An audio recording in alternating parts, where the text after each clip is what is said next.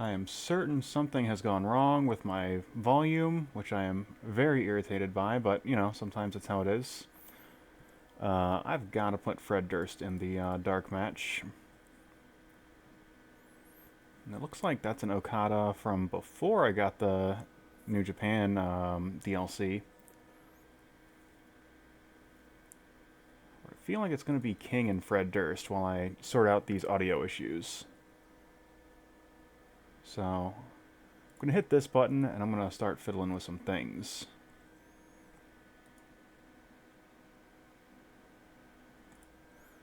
Let's see here.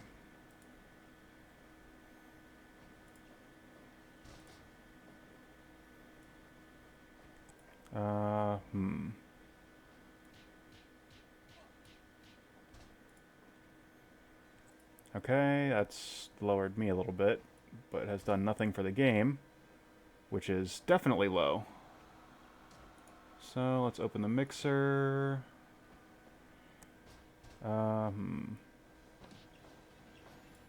That's a little bit more reasonable volume. Let's play some crowd chants to see where all this fits together.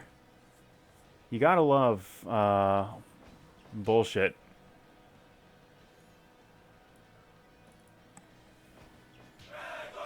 That's quite loud in my headphones. Arguably too loud.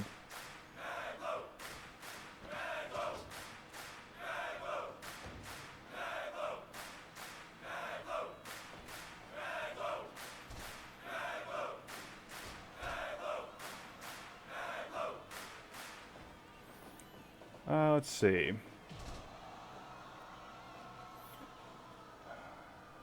We'll turn Fire Pro up a little bit.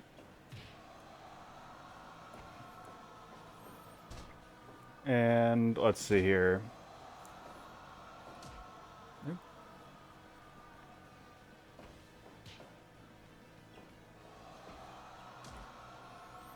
Huh. Well, I guess I'm gonna have to wait for somebody to show up to hear one way or another how this sounds. In the meantime, let's see. Should probably do the social media thing.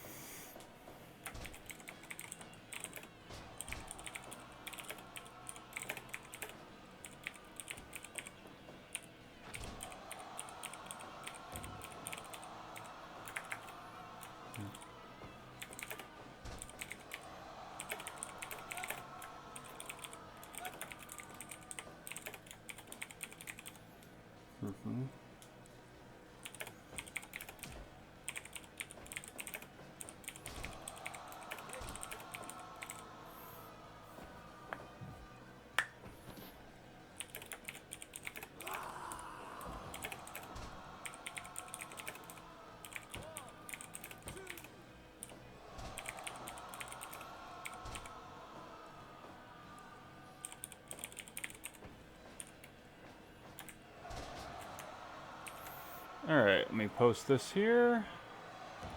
And put one of these on Facebook also.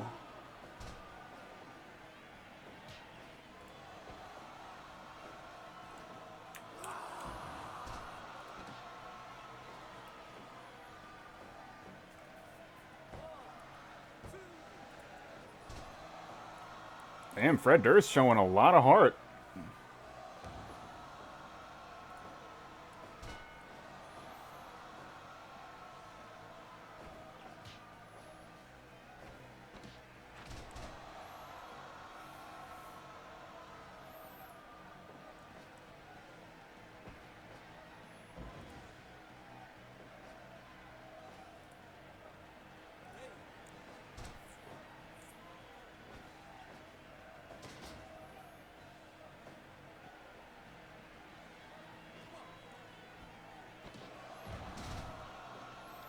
And I've said this before, certainly, but King, legitimately the greatest professional wrestler in all of fiction.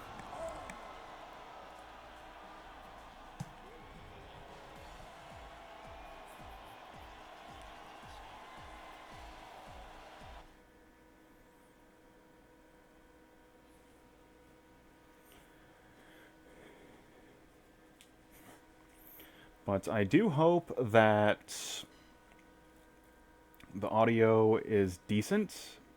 It sounds okay in my headset, but I am a little bit concerned that I'm cranked up a little bit too high relative to everything else.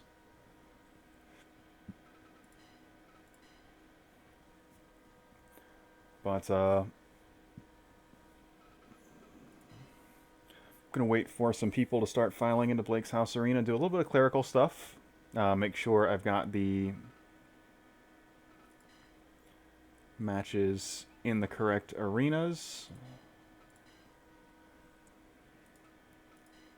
Let's see. Did that get fixed also? It did. Alright, cool.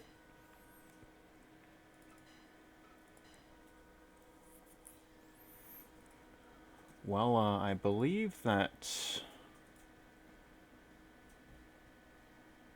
Let's see. Yeah, it is about that time for everybody to get on their feet, make some noise for another edition of Blake's House Professional Wrestling. And that's going to start right now.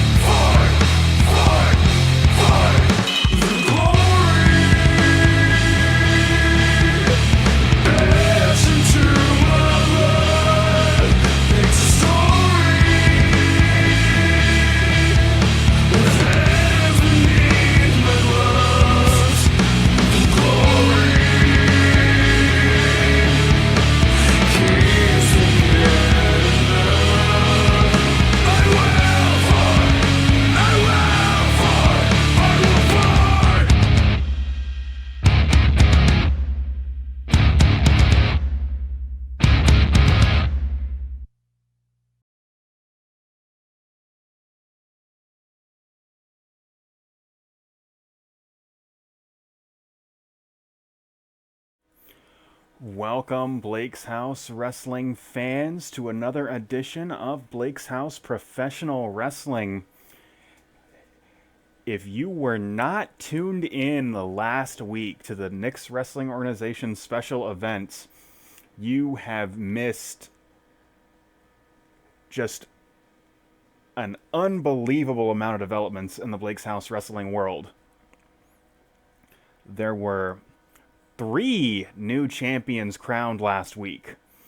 Of course, Terrell Benjamin climbing his way back up to the top, winning his rematch against Laz Cobb despite the setbacks of JB3 and the Firm earlier on last week's program. Of course, in last week's main events, the technician, the man who calls himself the best in the world and has earned his right to that title, defeating the hardcore legend Babyman in a landmine deathmatch. Well, the Blake's House Wrestling champion and the Knicks Wrestling Organization champion going to be squaring off tonight in a special champion versus champion exhibition. And we are going to see power go head-to-head with technique in ways we have not yet seen before. Of course, additionally, last week, this mismatched team of Dan Ramadan and Frank Vista somehow, some way, getting on the same page over the last couple months, earning themselves a tag team title shot and besting the Goodwin brothers, who have held on to those tag team titles with a vice-like grip.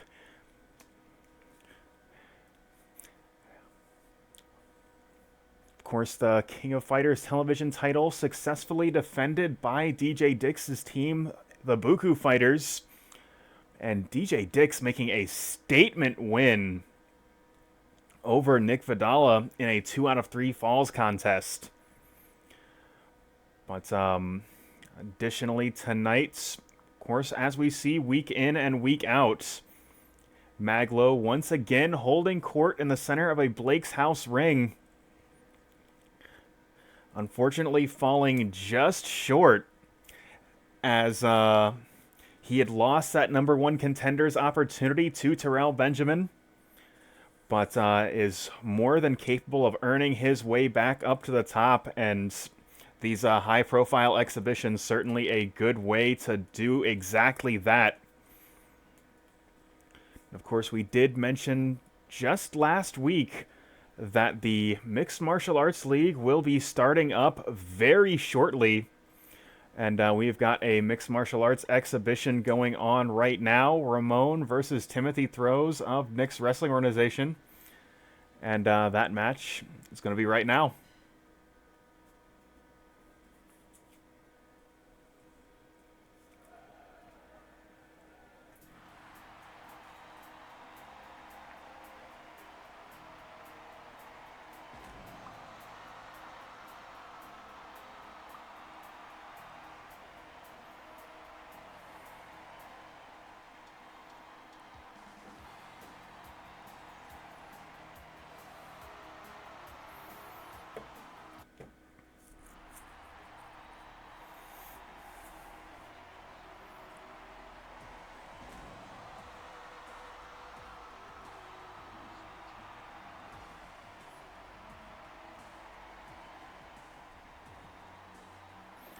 Of course, Nick's Wrestling Organization's masked mixed martial arts division, so very dominant, and of course, the man at the top of that mountain, at least until his legal troubles forced him to vacate the title. Craig Tonga, just an absolute monster, but Timothy Throws, Mikey Pfister, Richard submits, and Bruce Boran, all elite in their own right. But right now, Timothy Throws going up against the Ramonster, the man that is all heart, the man that is tougher than a $2 steak. Ooh, picture perfect dropkick, but Timothy Throws springing to his feet immediately.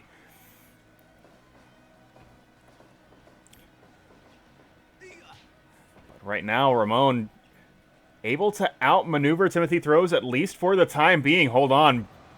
Big brain buster, but Ramon rolling through and looking to slam Timothy Throws in the center of the ring, but that powerbomb attempt would be blocked.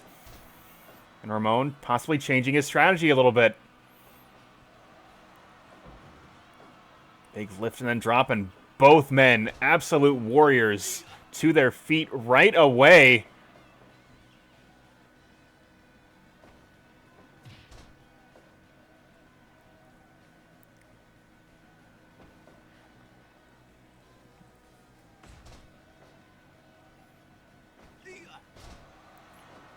But right now it is just total back and forth. Neither man able to gain the upper hand. Hold on.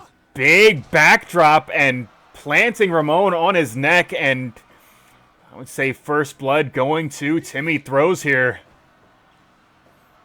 Oh my god. Belly to back overhead suplex, and Ramon launched to the outside, but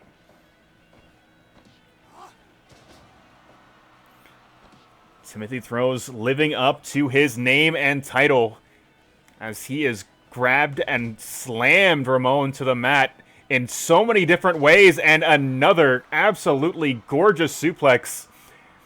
And Ramon not able to shrug all of these off as he slowly gets back to his feet.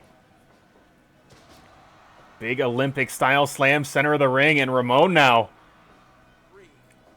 The first knockdown as officially scored by Mario in this match. Going to Timothy throws. And again, backdrop blocking the powerbomb attempt.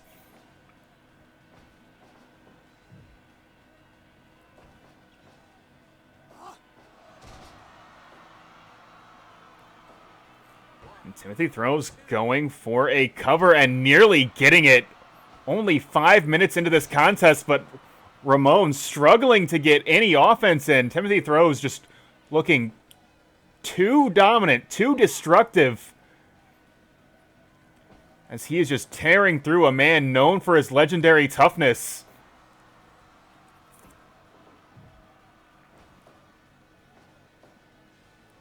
Hold on, big pile driver, but Timothy throws springing to his feet.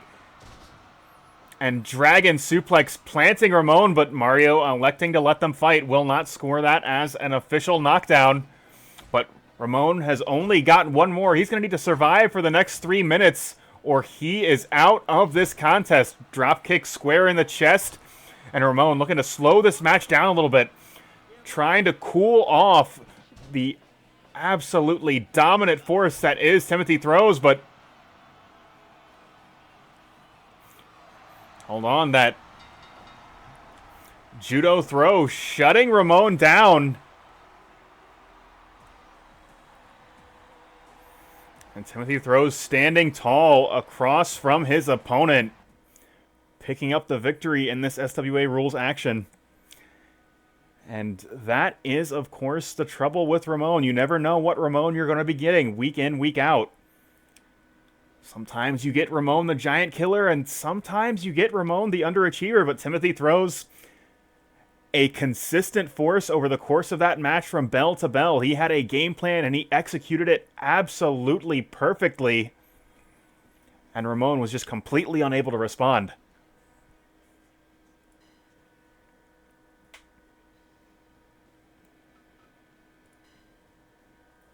But we're going to keep this show rolling tonight, folks, as we've got a special double header for you guys tonight. By the time we go off air at Blake's House Professional Wrestling, our friends over at MellyFed are running Sasha's Bash at the beach tonight. And as we're going off air, I will certainly be throwing you to that exhibition tournament. But let's not look too far ahead here, as we have got an exhibition of our own to get ahead, or to look forward to. As Zero Lopez, the man that has made it his mission to take on the Dark Hour stable led by James Holloway, going in a singles contest with the hero Sarah Reis. And that match, it's next.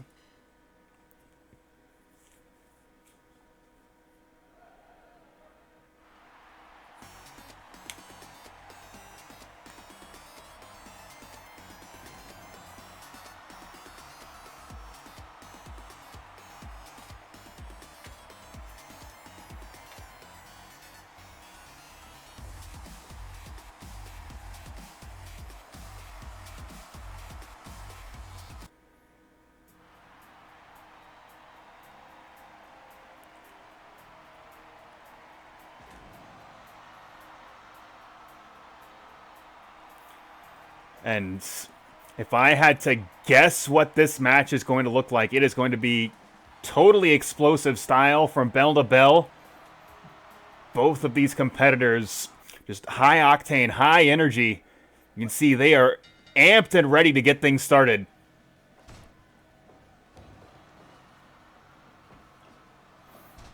Looks like Reis getting off to a strong start, as both these competitors putting their educated feet to good use.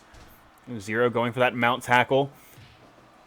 Of course, Zero, the more well-rounded competitor of the two in this ring. And it looks like he's trying to change his style a little bit, possibly to confuse the young hero.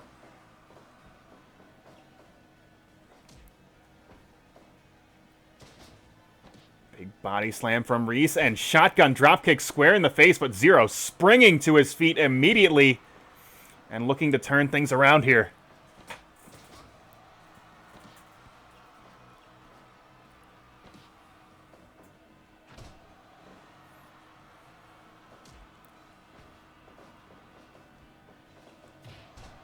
Big soul butt kick, and Reis just going for a series of mounted punches, and Zero struggling to keep up with the hero here, but hold on. Dropkick sending Reis through the middle rope, and Zero making a statement here.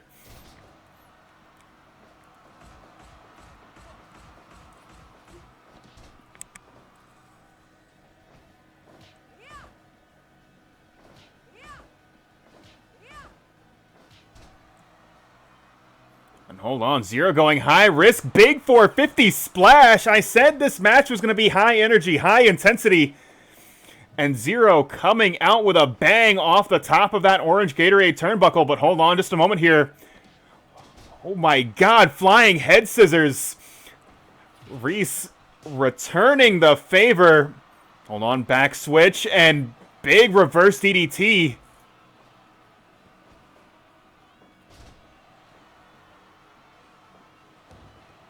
And a picture-perfect moonsault, but only getting a count of 2.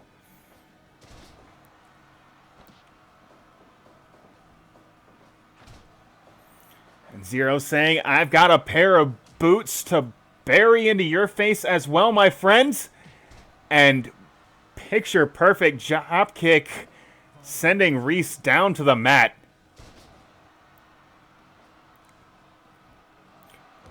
Reis big diving elbow off the top, but apparently she doesn't seem to think that's going to be enough. Big super kick, and Zero's not done either. Reis rolling through.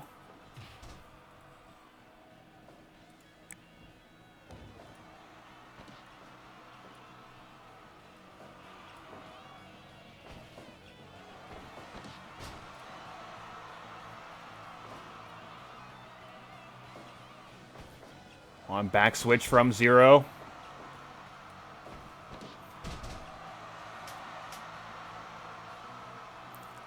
And hold on a second. Reis going high risk now. Big elbow drop of Zero rolling out of the way.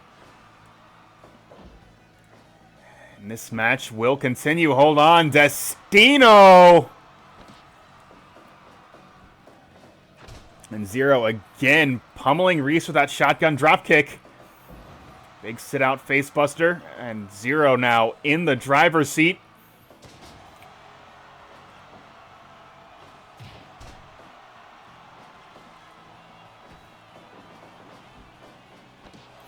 Ooh, big flying head scissors, and now it is Zero tumbling to the outside.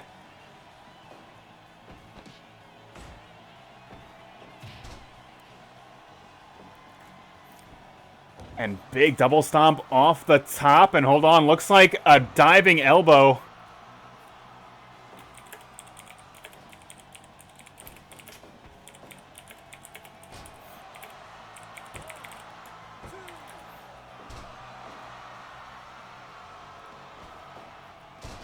And looks like Reis using Zero's own signature hold against him. That sunset flip power bomb, but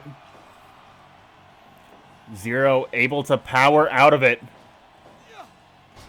And hold on, there it is, the Puerto Rican Destroyer.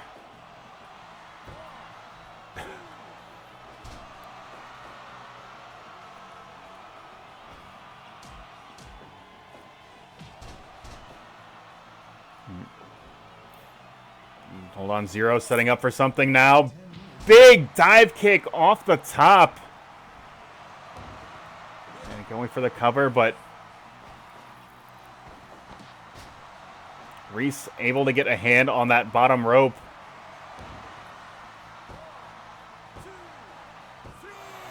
And 3 count, fall off that big 450 splash.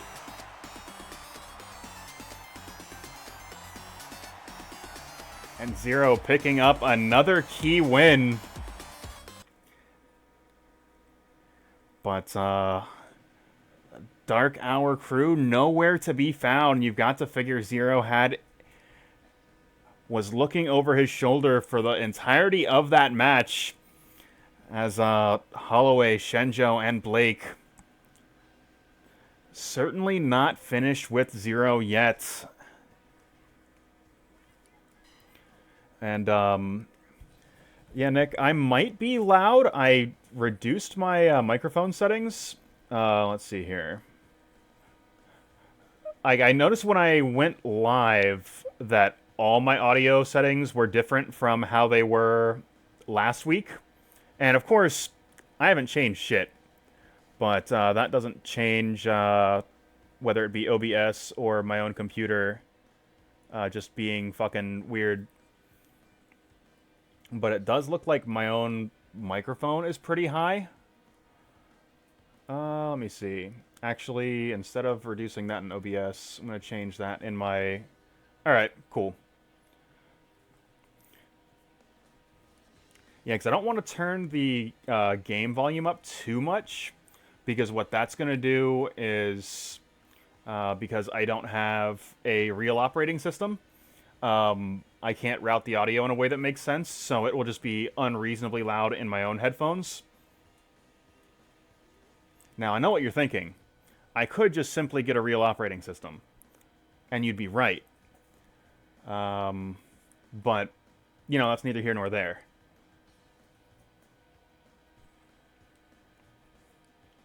But, yeah, when the next match starts up, if there's still issues, just let me know in the chat. I can play around with the settings a little bit.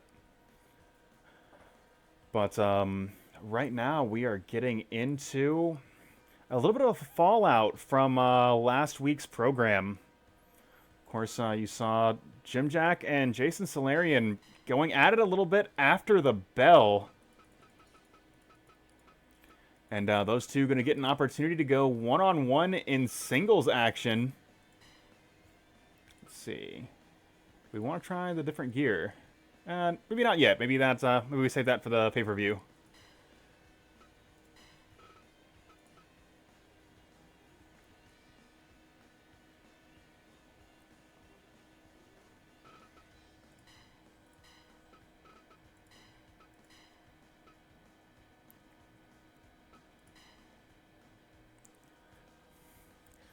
So we're going to give Solarion and Jim Jack an opportunity to hopefully settle their differences inside the ring. And that match, it's right now.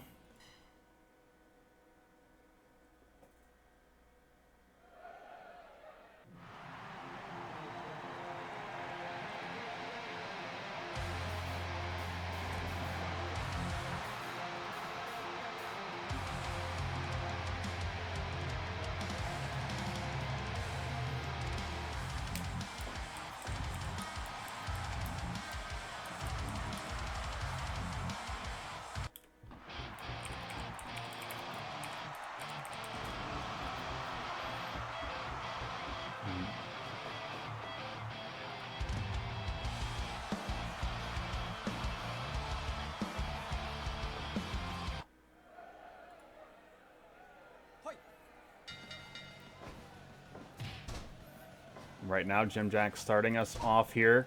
Coming out the gate hot.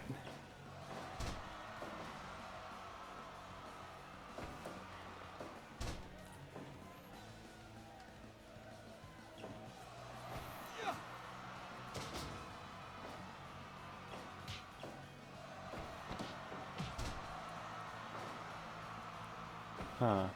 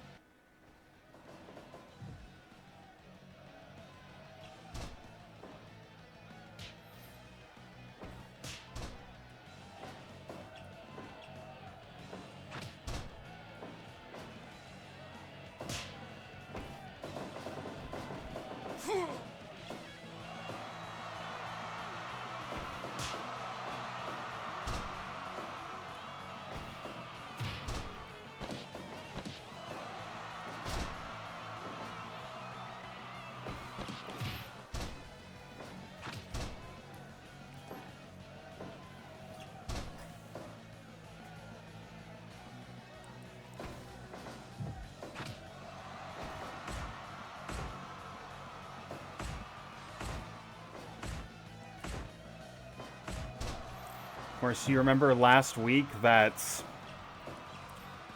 Jim Jack and Rip Studley were the first ever tag team victory for Solarion and London.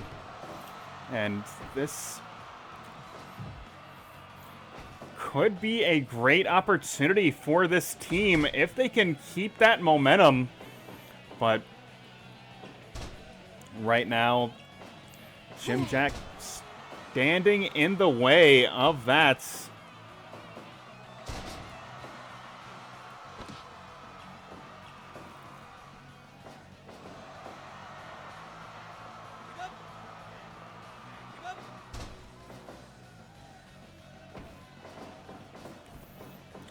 Kurt London watches on, observing his protege. Although Solarion certainly doing quite well in the singles division, as he has picked up a steady string of wins and looking to add to that legend tonight. But hold on, Jim Jack. Big slam, center of the ring, going for the cover. 1, 2. But not quite enough to put Mr. 5-Star away.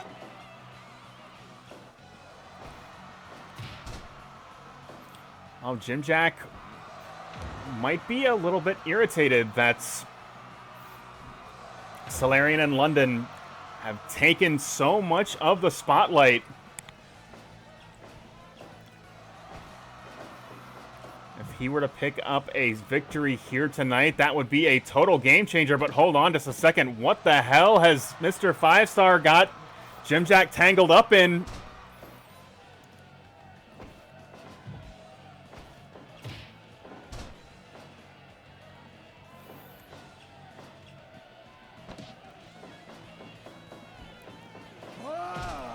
Oh my God, those knee strikes of Solarion, just so absolutely devastating.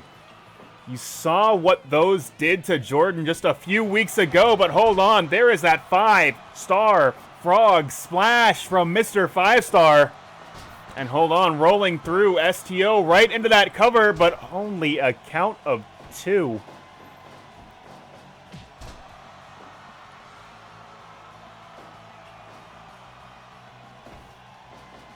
Ooh, hold on, Kimura hold from Jim Jack, and all Kurt London can do is watch as his protege is trapped in that hold.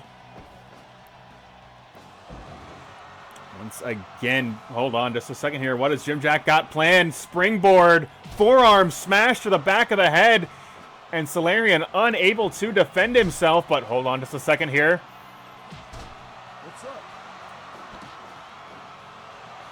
And a star shot and getting nearly a 3-count fall off of that devastating knee strike.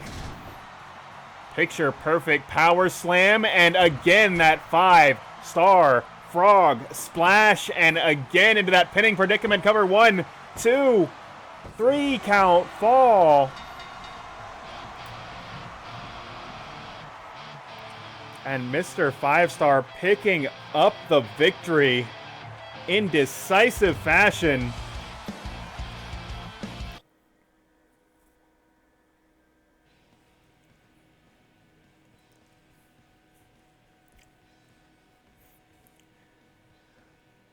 You've got to figure it is not over for these men, not over for these two teams.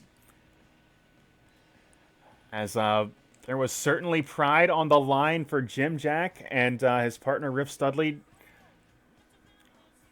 will be in singles action with Kurt London next week.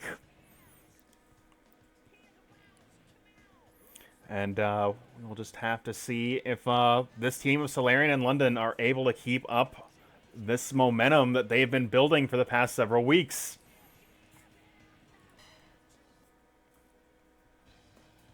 Yeah, that recovery animation is real long. But yeah, you got to figure he's going to get one of those eventually. Also, yeah, I have turned up the game to like as loud as it is going to be comfortable to listen to in my headset, and the volume has only been at maximum um, on OBS. Like it has never not been maximum. So what I can do is lower my microphone a little bit, so I'm not drowning out the game audio. But I don't know what else I can do, at least tonight. And also, who knows? If we get these settings configured tonight, it's entirely plausible and highly likely that next week they'll be fucked up again for a different reason.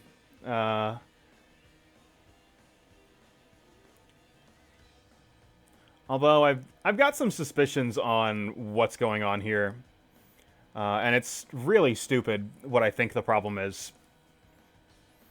But yeah, I'm just going to turn down my my microphone a little bit, just so I'm not drowning the game out. And hopefully that will work out a little bit better. But coming up next is going to be the Mag.Lo Open Battle Royal, and you know what that means. It is time for the chat to suggest some names for who might be taking on Mag.Lo in tonight's semi-main event.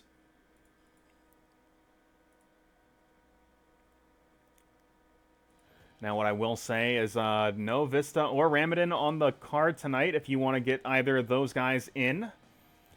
As Rank Vista, the Duke of the Battle Royal, always good in one of these, and I am totally okay with JB3 as well. JB3 trying to get himself to the top of the list.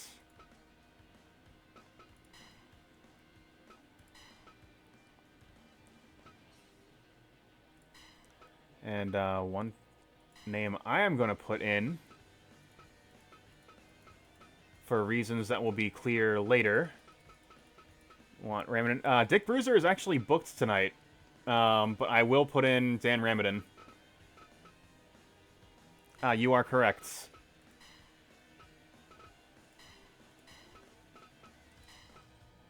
I can do I'm a Bear, however. Fans do love I'm a Bear. Let's see here. We are going to put in Tommy Wiseau because he has a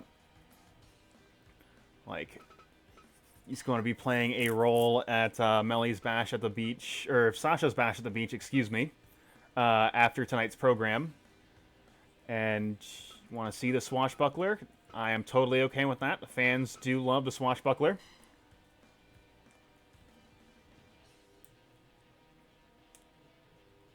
And you know what? I actually got Keith Lee's finishing move off the workshop, so he should be... he is available. So let's go ahead and put Keith Lee in there. We tried to put him in last week, couldn't make it happen. But we can this week. But that is going to leave room for one more name.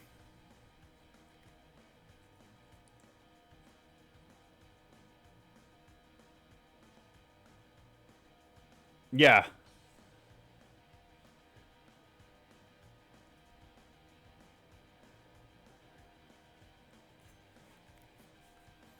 Yeah, that's why we couldn't use him last week, is the edit got updated with the new move, and I just didn't have it downloaded yet because I didn't know that was going to be the case.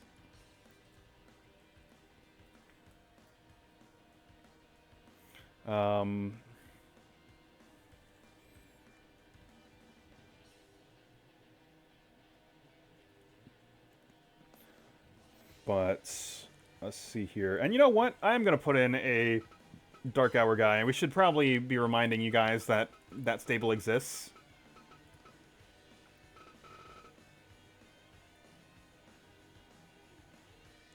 Let's put Blake in there. And I think that's going to be it.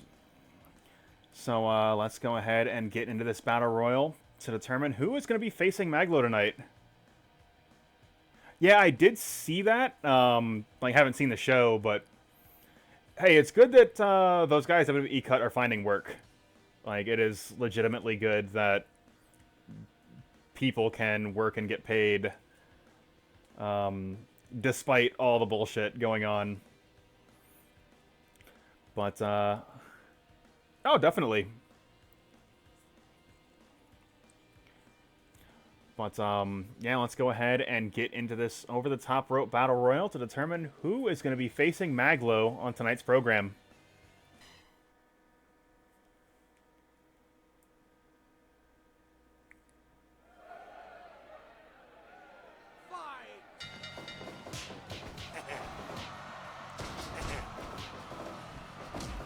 And so difficult to keep up with all the chaos in the ring.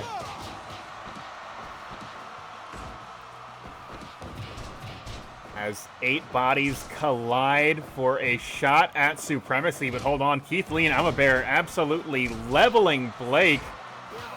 You can see JB3 at the right side of your screen, now the left side of your screen.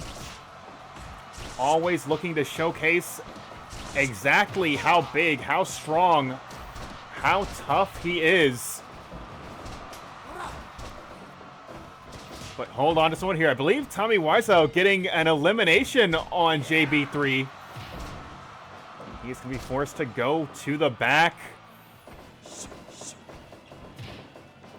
As his plans once again not coming to the conclusion that he was looking for. He's going to have to reevaluate his strategy, but all that being said, there are still 2 elite athletes from the Judgment Pro Wrestling stable in this battle royal. Frank Vista, the Duke of the Battle Royal, and your new Blake's House Wrestling Tag Team Champion. Looking to break out into single stardom, possibly looking to become a double champion. But, and of course, Sean Satchwell, the man that overcame 7 men last week to earn a shot at the Rapture. The Rapture proved to be too tough, but Satchwell again getting elimination after elimination, but Keith Lee demanding this Blake's House Wrestling crowd bask in his glory, but I'm a Bear is unfazed by the magnificence that is Keith Lee. And for that matter, neither is Dan Ramadan, who is also, as of last week, one half of your new tag team champions, and it's entirely possible he is interested in single stardom, as Vista is as well. Ooh, but hold on a second. Vista going with a series of knees, and it looks like Ramadan and Vista both taking on the swashbuckler. Hold on just a second here. Big suplex, but Vista is not finished twice. And 3 times, and Blake sent to the outside. And the Duke of the Battle Royal picking up an elimination. It looks like Ramadan and Vista not quite on the same page here. When we are down to our final 4, both of them want the glory of that semi-main event spot.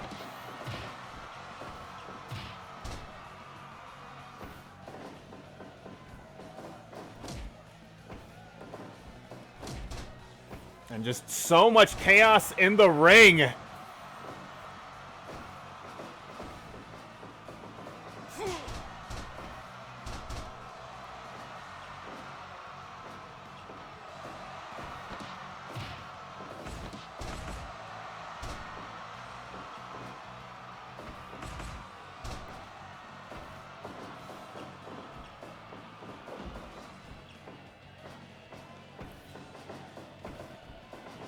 On Vista going for that roll-up cover, but not even a count of 1 before it was broken up. On back switch and picture-perfect Juman suplex with bridge, and nearly getting elimination on the swashbuckler, but Vista now fighting his way back to his feet. And using those powerful forearms to take the legs out from underneath the legs of Vista. And hold on just a second here. What the hell has Dan Ramon got planned up top? Whatever it is, forearm smash will shut him down. And Keith Lee, no. For just a moment, I thought Keith Lee was going to be diving off the top of that blue Gatorade turnbuckle. But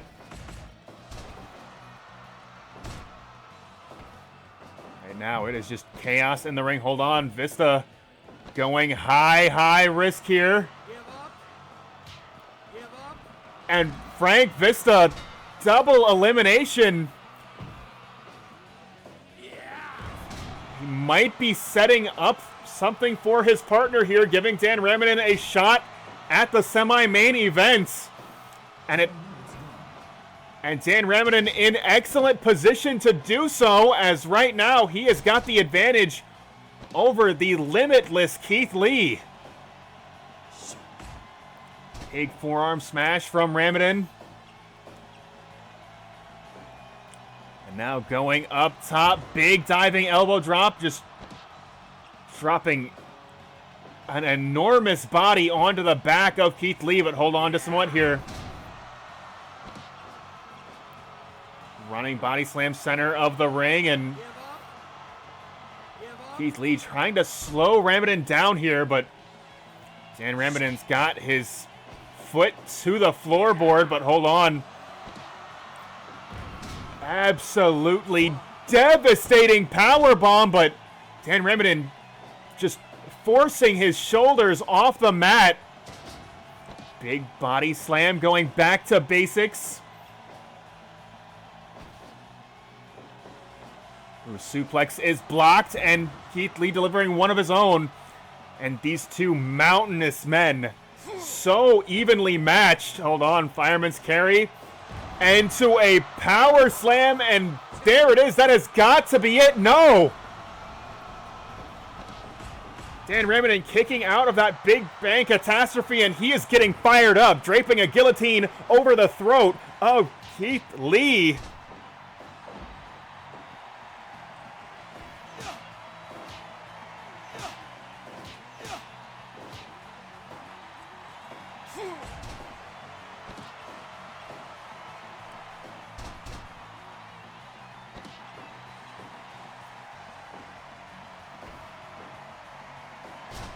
Now, big shoulder breaker from Ramon.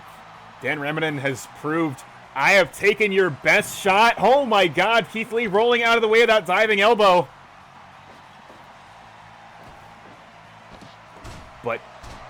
And now Dan Ramon absolutely fired up. But no, Keith Lee. He says, I don't have to pin you. I just have to eliminate you. And just as Dan Ramon was starting to get going, Keith Lee able to shut him down.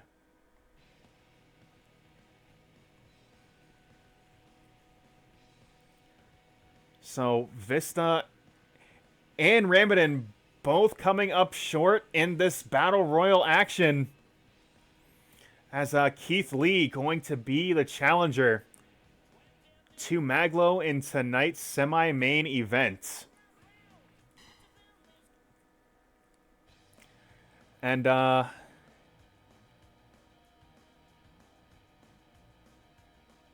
yeah, I would agree.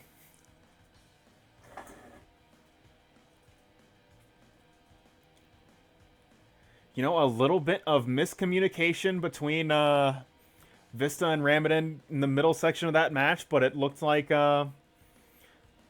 Vista had a little bit of a thing to settle with Satchwell, but also was getting out of the way, letting Ramon have his shot at the top, and so we got a lot of stuff we can play with just out of those collection of spots alone.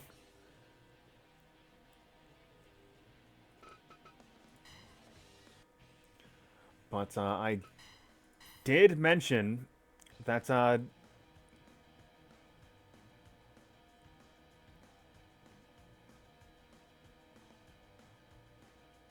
yeah, I did mention Dick Bruiser was already booked tonight, and we're going to be getting into that match right now, as he is going up against the man that went, and came back again to just wreak havoc on the Blake's House Wrestling locker room. And of course, that is the one, the only DJ Dix, the Dr. Darkness, in that match. It's right now.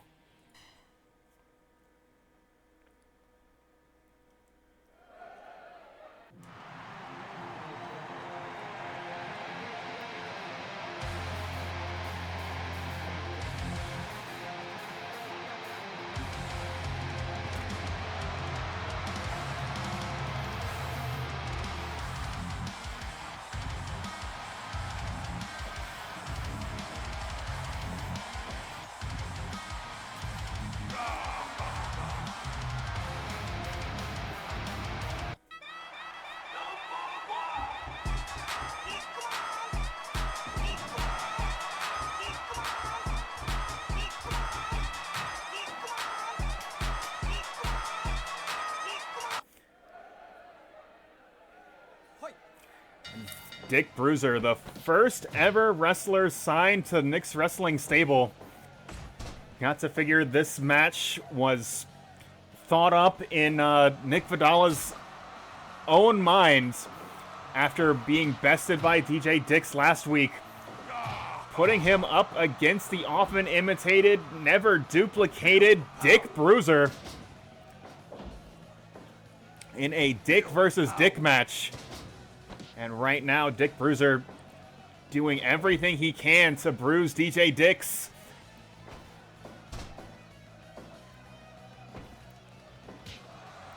But DJ Dix fighting his way back. Able to block that suplex and then just delivering a low blow of his own. He has had enough of Dick Bruiser, and we're only a couple minutes into this match.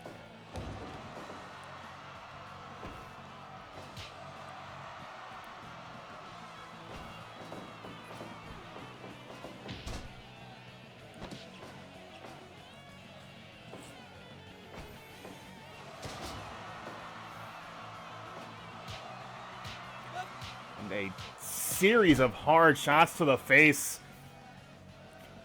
Both of these men, all power, and a big knee to the gut, just driving directly through Dick Bruiser.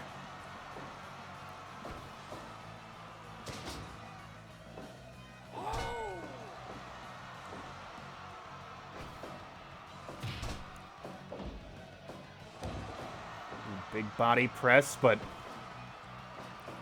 DJ Dix back to his feet. Hold on, back switch, and just a punch directly to the kidneys. Big scoop and a slam, and we are going back to basics. And again, DJ Dix using that giant swing, making a mockery out of the head of that Nick's Wrestling stable.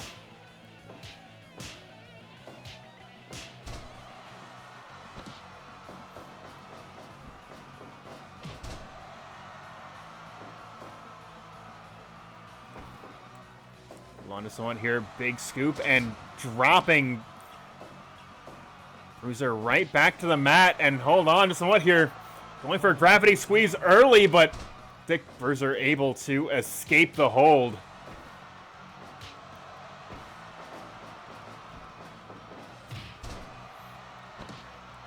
Dick Bruiser coming at DJ Dix with everything up to and including the kitchen sink.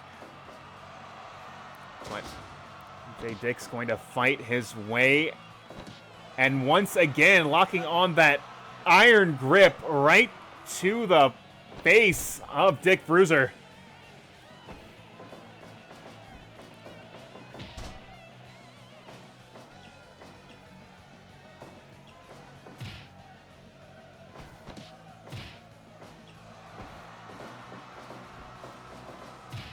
And again, knee to the gut, shutting DJ Dix down. I figure Vidala keeping a close eye on this match. Oh my God, Dick Bruiser just driving right through DJ Dix with that devastating spear. Hold on a second.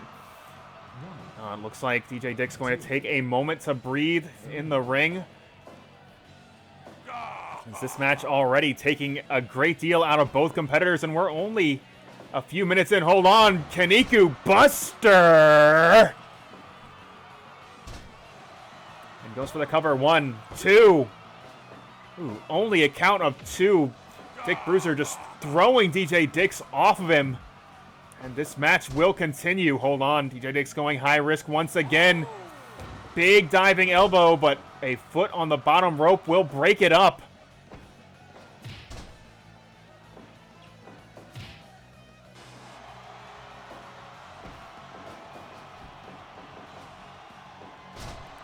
Big atomic drop, and hold on to someone here. DJ Dix getting amped.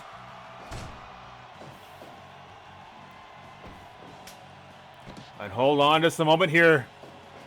Oh my God. DJ Dix dropped right on his head, but seemingly unaffected. And a flipping big boy in the center of the ring. Hold on just a moment here. Oh my God, the brutality of Dick Bruiser on display. And this is exactly what Worzalla was looking for when he asked for this match, and just throwing DJ Dix around the ring.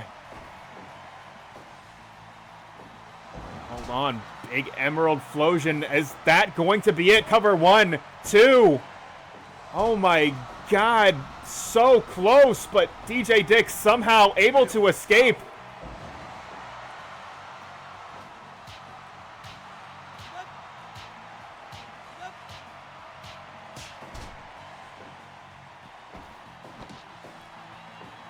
Hold on a second here. Patented airplane spin. A Mag.Lo original as brought to you by DJ Dix the Dr. Darkness, but Dick Bruiser again trying to just flatten DJ Dix with that Emerald Flosion. With that 1-2 combination shutting him down, and these two men just going to war with one another. Both fighting their way to their feet. And crushing lariat from Bruiser. And once again, center of the ring, lift and then drop. But neither man able to get to their feet. And hold on, the gravity squeeze, that has got to be it. But somehow, some way, Dick Bruiser powering out of the gravity squeeze, and this match will continue. Devastating powerbomb, cover, 2, 3 count fall.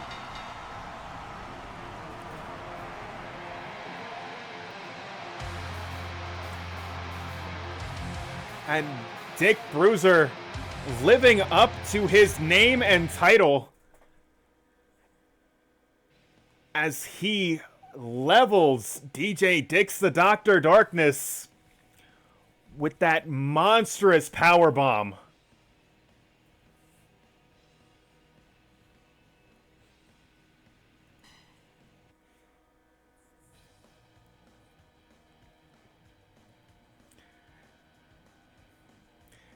And the opponent handpicked by Nick Worzalla to make a show out of besting DJ Dix could not have been more successful. So he was able to use that raw power to escape the gravity squeeze and just deliver that crushing powerbomb to win in decisive fashion. That was absolutely a message sent to DJ Dix from Nick's wrestling organization. But I am certain that DJ Dix has some response in mind. But that is going to have to wait, as we have got some King of Fighters Tag Team Championship action going.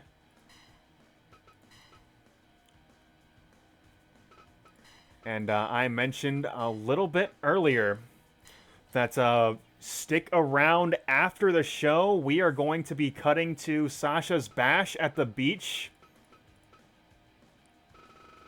Well, we have got Team Cindy that is going into that tournament. A team that is just, in every sense of the word, a bunch of marks, going to be taking on the Bookoo fighters.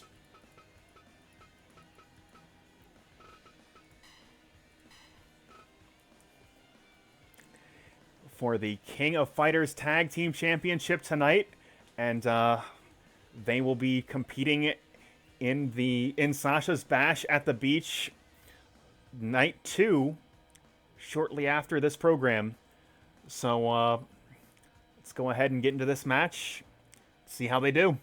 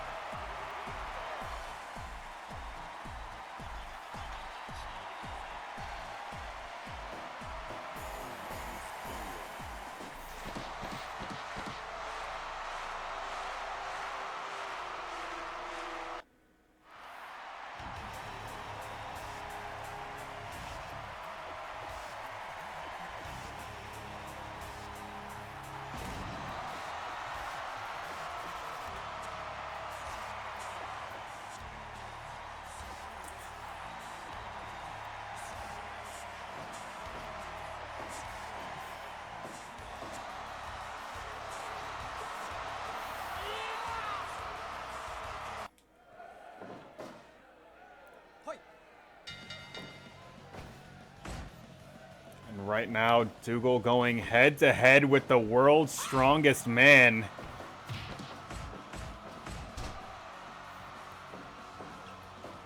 You've got to figure the matchup that people are going to want to see is Dougal going head-to-head with Crocop, as it is going to be striker versus striker, and Mark Henry might be... No, it looks like we're getting Marko's stunt.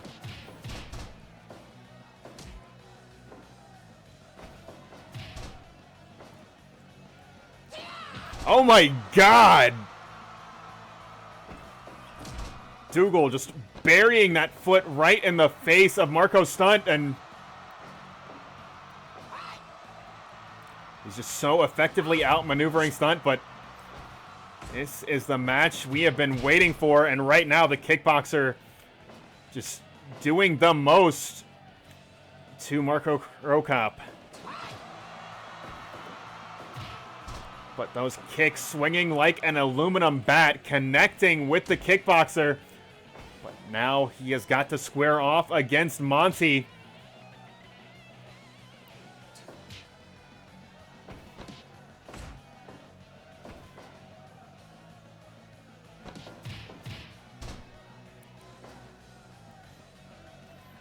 Monty, a man that is so dangerous, that catch-can ability. But right now, Crocop not allowing him a single opportunity. Looks like Monty going to his own corner, bringing the big man Dick Boss into the ring. Ooh, swinging for the fences with that haymaker, but doesn't find his mark.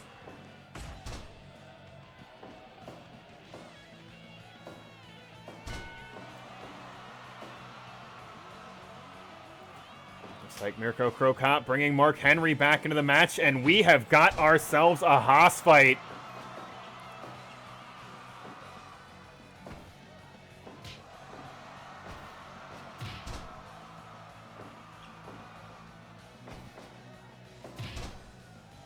It is big man versus big man, and just two absolutely enormous competitors colliding with one another, and right now, Dick Boss and Dougal slamming the world's strongest man to the mat.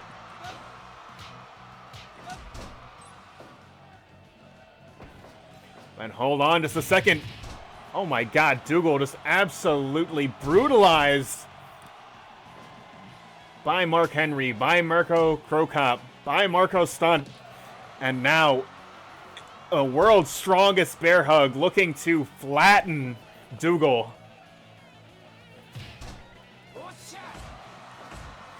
Series of knees to the crown, but Stunt able to power out. And this time he is able to escape that big wheel kick, but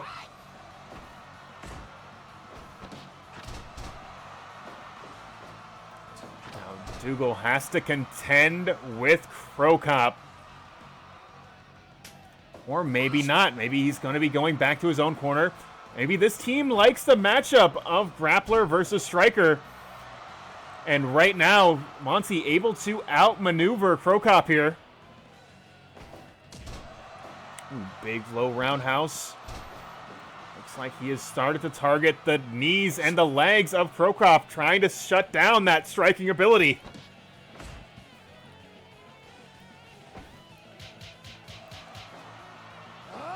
Oh my god!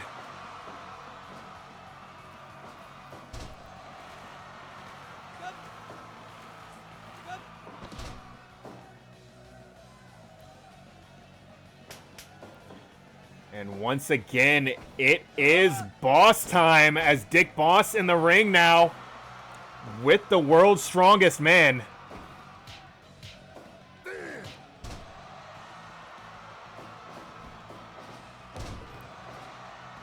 And 380 pounds dropped onto the chest of the world's strongest man, but Mark Henry seems undeterred.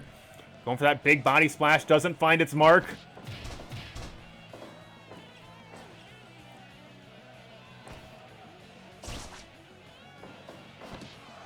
Hold on, Dougal able to trap Mark Henry, and that is going to clear out that blue Gatorade corner.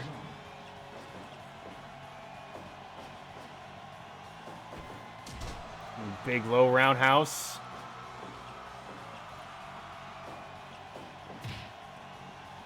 Looks like Mark Henry going back to his own corner, bringing Marko Stunt into this match. Not so fast.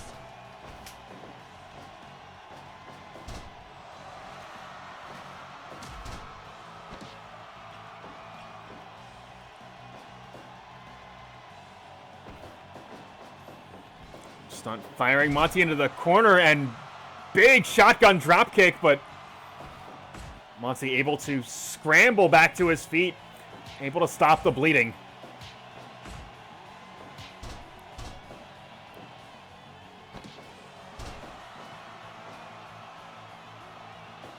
Oh my god! That knife edge chop colliding with the face of Mark Stunt, and hold on, there's that patented cross arm breaker. Stunt is trapped all the way across the ring.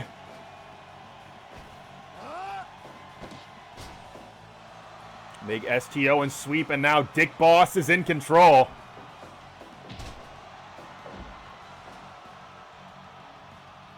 Stunt has had enough, at least for the time being, but big sandwich enziguri going to set Crocop up here. Delivering a series of kicks to the side of the head, but hold on just a moment. Dick Boss driving Crocop into the ring, and hold on, he is not finished, folks. Big boy senton from the biggest of boys. As he lifts and drops the mixed martial arts legend. Series of strikes shutting him down. And a kick to the back of the head, but Dick Boss able to get back to his feet, able to get back to his own corner.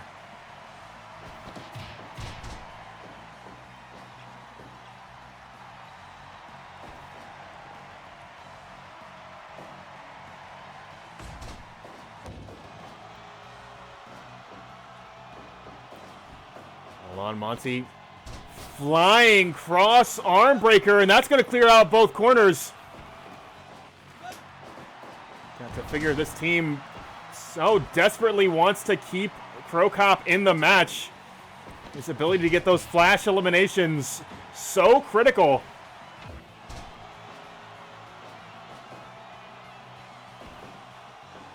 Hold on a second. Big military style press. World's Strongest Man showcasing exactly how big, how strong he is. But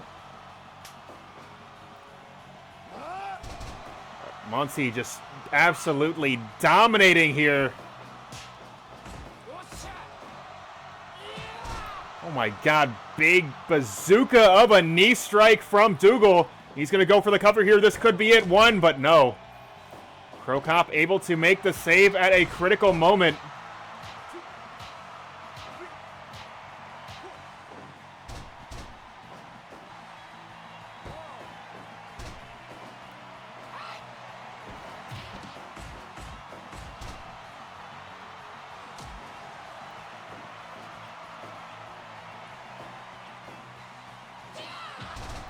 Big wheel kick once again, but Mark Henry to his feet right away.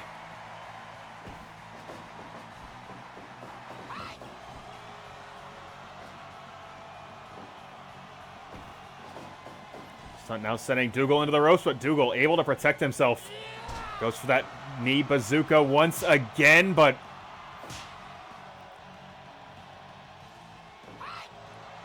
aside from getting clipped from that big wheel kick, Stunt able to protect himself quite well. Sidesteps the knee again, and this time able to hit a big boy of his own. Big moonsault, cover two. Only a count of two, and that's going to send Dougal back to his own corner. I don't think he was expecting that out of Stunt.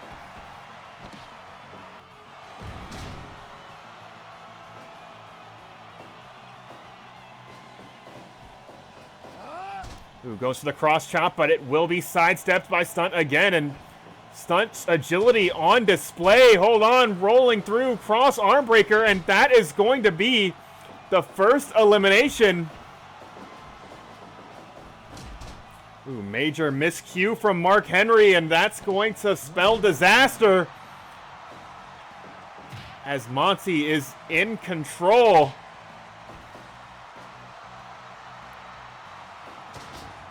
Hold on, lift and then drop.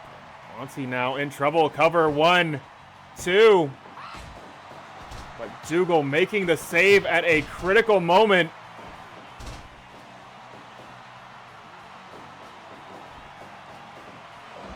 Ooh, big body splash, cover one, two. And didn't get a good look. May have been Dick Boss able to break it up. But hold on, world's strongest slam, and that has got to be it. Cover one. Oh my god, but only one. This 3-on-2 situation just proving to be so very difficult for the Marks. But hold on, world's strongest slam once again. If he goes for the cover, that has got to be it. 1, 2, 3 count fall. And who's the legal man? It's Dougal. And a devastating knee strike from Dougal, but Mark Henry is to his feet first. This match will continue.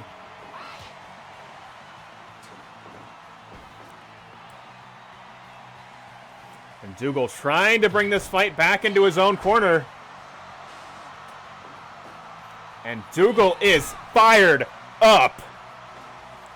But Crocop is the first man to his feet, and he is delivering so much punishment to Dougal. Those strikes absolutely brutal, but hold on just a moment here. Series of forearm smashes, and Crocop is eliminated. This match is down to 2-on-1. Can Mark Henry do it? Moves for the cover. 1, 2. Oh my god, so close, but Dick Boss able to make the save at a critical moment. And if he connects with that knee strike, that's got to be it. No, Mark Henry to his feet immediately. I've still got a lot more left in the tank.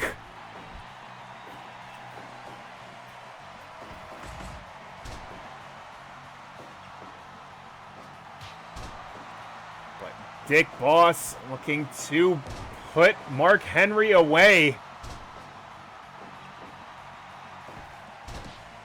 Hold on, nerve hold, but Dick Boss will not be submitted.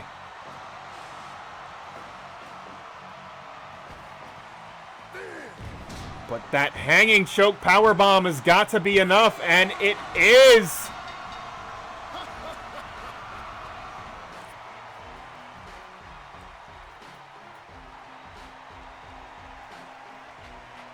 And Dick Boss proving to be just too tough.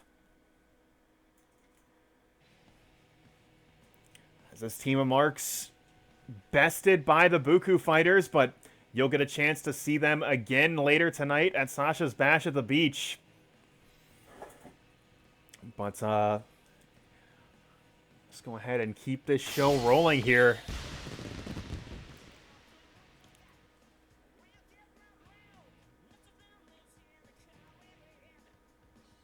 I am legitimately like surprised because this is just real ass Mirko Krokop, who does have MMA criticals. That did not happen at all during the match, and I suspect that the critical rate is different for wrestling matches, for gruesome fighting in the octagon, and for SWA rules matches. I suspect that's what's going on under the hood. Because, I mean, we did MMA guys versus MMA guys last week, and there were also no criticals. But who knows? Certainly not me.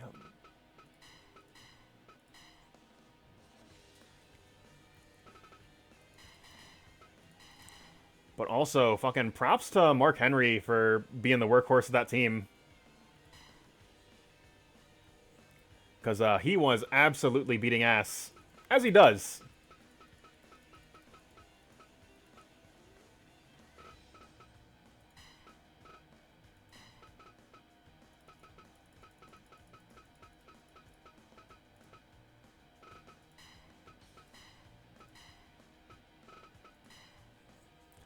But, yeah, we're going to go ahead and keep this show rolling here as the Cyborg, the wrestling machine from the year 2100, back in action after costing A-Man the title several weeks ago.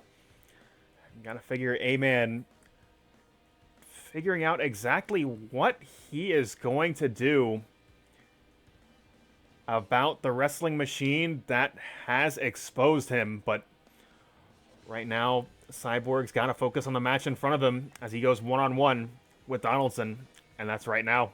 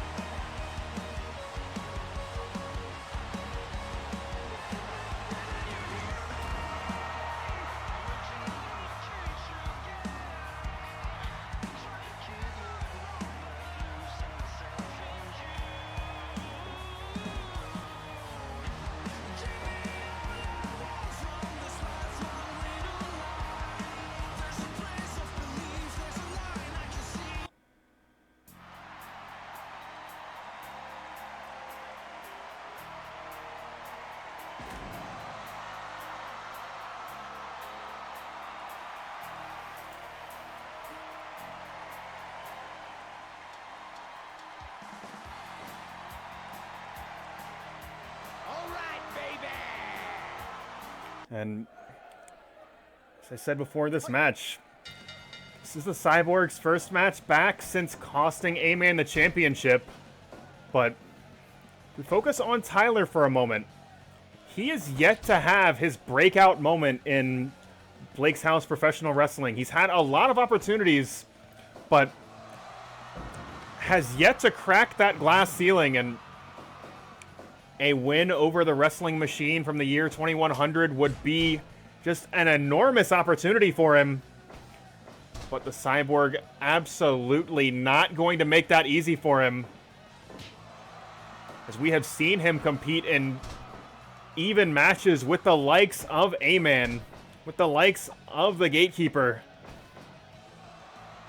with some of the top talent in the Judgment Pro Wrestling and the Blake's House Wrestling locker rooms.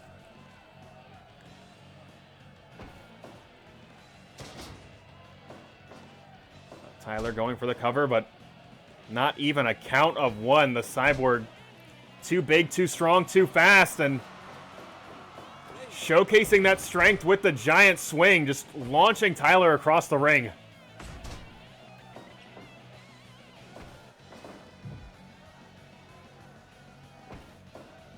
Hold on, scoop and a slam center of the ring, and Tyler to his feet immediately.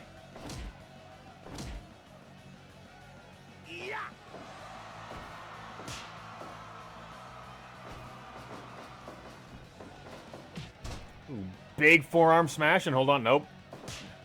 Tyler again. He understands the stakes of this match. He cannot stay down even for a moment. The Cyborg is just going to carry that momentum all the way to the final bell. But the Cyborg just precision, technique, power. Cyborg is the full package. Ooh, going for that monstrous knife edge chop, but Tyler able to escape. And slight miscalculation from the Cyborg, but a forearm smash will shut Tyler back down. Hold on, big cutter out of nowhere, but Tyler, again, springing to his feet. 5 minutes gone. But despite his toughness, he's gonna have to get something going, or the Cyborg will run him over. But right now, Tyler sticking in this match. Able to escape that chop once again, but hold on just a moment here. Absolutely devastating. Hold on. The Cyborg just collapsing Tyler here. But not enough. Ongoing cover. 1, 2. Oh my God. Tyler somehow able to kick out.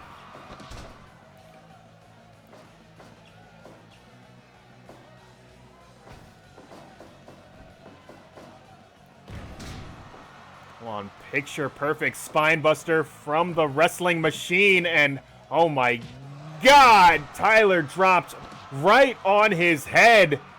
He goes for the cover. That's it. No, the Cyborg doesn't seem to think so. His calculations have changed.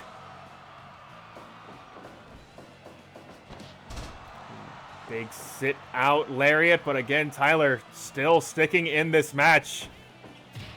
Big soul butt kick. To say Tyler going back to basics, maybe a bit of an overstatement, as we have not left basics yet. Tyler hasn't really been given any opportunities. The Cyborg's defense just too strong. Well, picture perfect fisherman suplex once, twice, and 3 times, dropping Tyler right on his neck.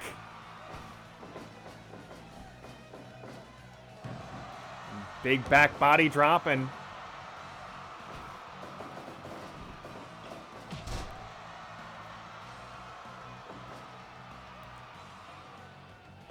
they're still in it here. Hold on. Big vertical suplex, center of the ring.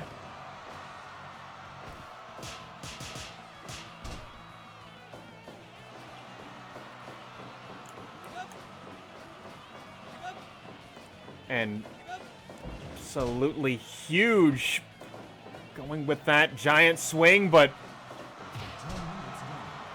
Tyler still fighting on.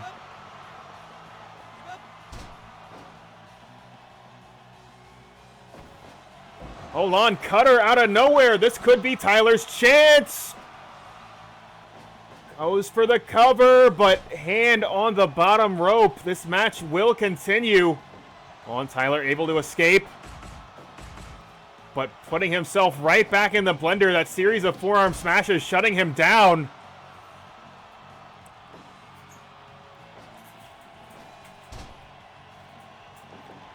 And hold on a second, that torturous Boston Crab, but could not keep his grip. The punishment from the Cyborg just too much for him, and putting Tyler back into that giant swing. Harada checking to see if Tyler wishes to continue with the match, and He is going to fight it out.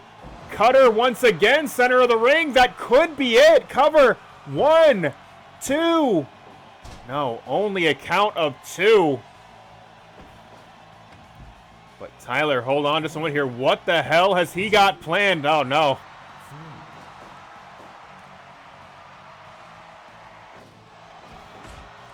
Electing to keep this match in the ring. Hold on, Tyler fired into that corner turnbuckle, but...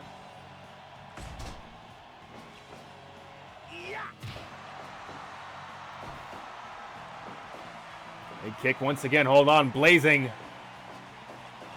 Tornado.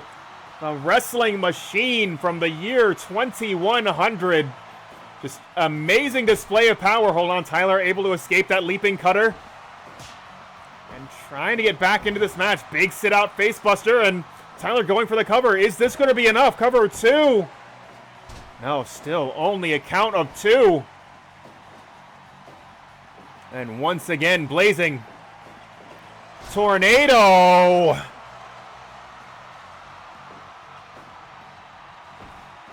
On cover. 1, 2. Oh my God, only a count of 2. Tyler going high risk now. All right, baby. Big diving elbow off the top. Goes for the cover. 1, 2. Oh, but only a count of 2. The Cyborg just too tough. Too strong. Big leaping cutter, and Tyler completely shut down by the Cyborg now. Big dragon screw leg whip, and Tyler going high risk once again. Moonsault press, but hand on the bottom rope. This match will continue.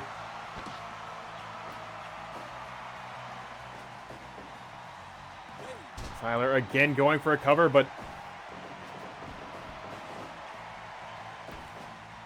able to hold on just a second here. Fisherman suplex once, twice. Brain buster. On Tyler All right, baby. diving nearly 10 feet across the ring, but that must have taken more out of him than... Hold on to someone here.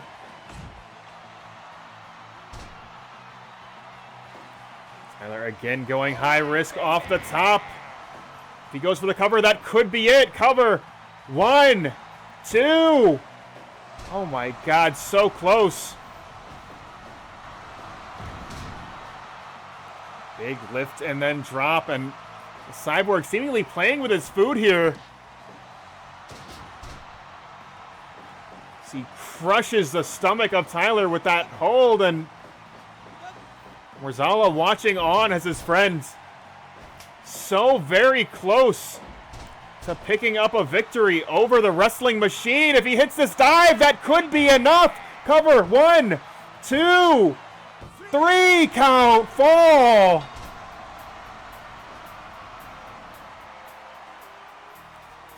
And as I said at the start of this match, Tyler has not really been able to crack that glass ceiling, has never had his showcase match that put him to the top of the card, that put him on people's radar as someone you must watch out for. Well, a victory over the wrestling machine from the year 2100 has certainly raised some eyebrows in the Blake's House Wrestling locker room.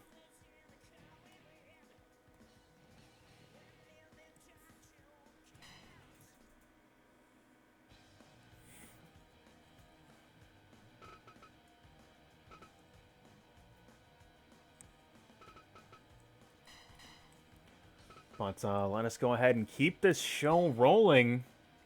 Because right now we have got the man that is looking to climb another mountain. Climb the mountain that is the Judgment Pro Wrestling Singles Division mountain. And we're going to be going into some 6-man tag action.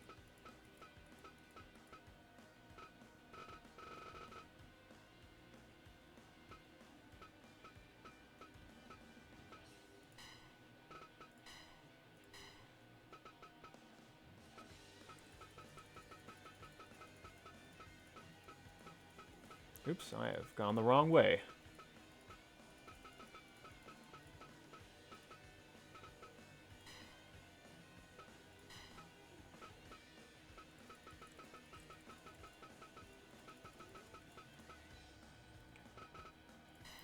Right now, Joey taking on the team of Lake Mary All-Stars.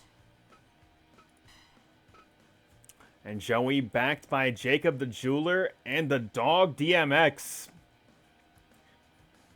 But certainly the matchup that you all want to see is Joey and Josh going head-to-head. Well, you are going to have to wait for it, as we've got some six-man tag action. And that's right now.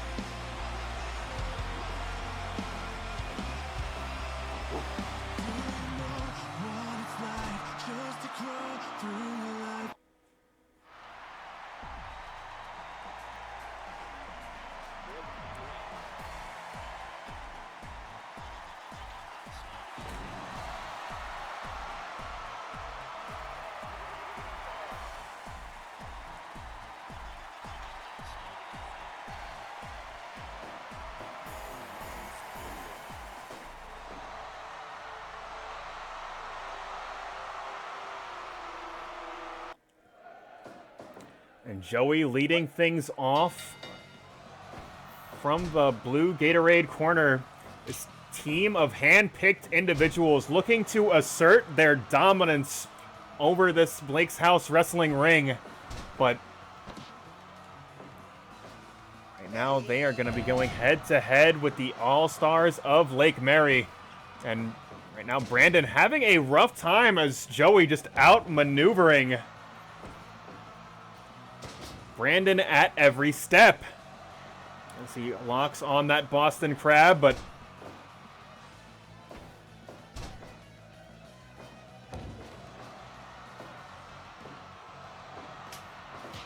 looks like Brandon going back to his own corner, going to be bringing in Jordan here as this team tries to figure out what to do about Joey Bag of Donuts.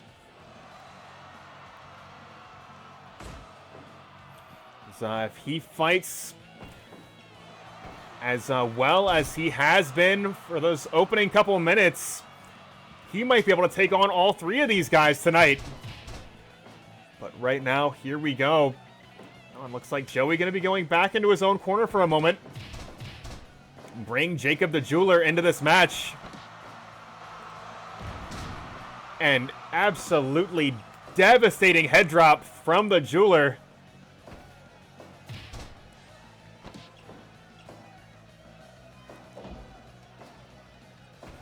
Joey possibly overexerting himself a little bit at the start of this match, but wants to take a moment to observe the wrestling style of the Judgment Pro Wrestling Champion.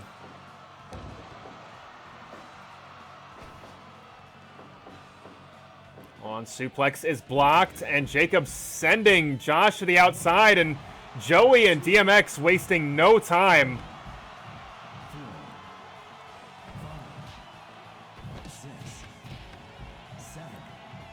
But Kaiser able to hold his own quite effectively against these 2-on-1 odds.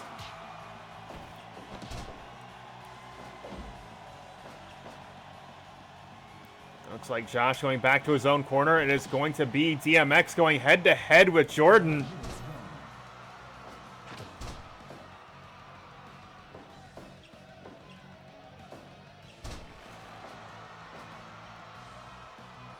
No, maybe I spoke too soon. It looks like DMX going back to his own corner, bringing Jacob the Jeweler back into this match.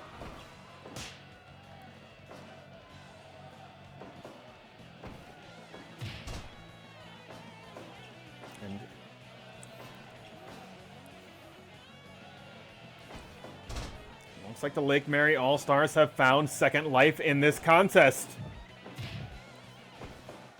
Hold on, Jacob sending Jordan up top. We are going high risk. Belly to belly overhead suplex avalanche off the top. And the landscape of this match has just changed. Big throat chop, and Jordan's been busted open. He's going back to his own corner. Needs to take a moment to regroup, but Jacob the Jewler not letting off the gas even for a moment. But Brandon more than capable of slowing things down himself as he goes into that patented spinning toe hold.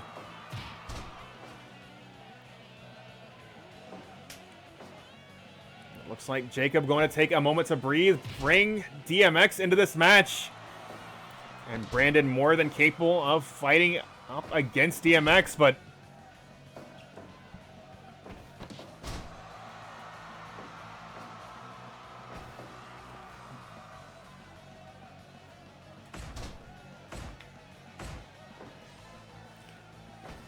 that looks like the rough style from the Rough Rider busting Brandon open as well. And as I said, this team looking to assert their dominance over the Blake's House locker room. And they are doing a fine job of that right now.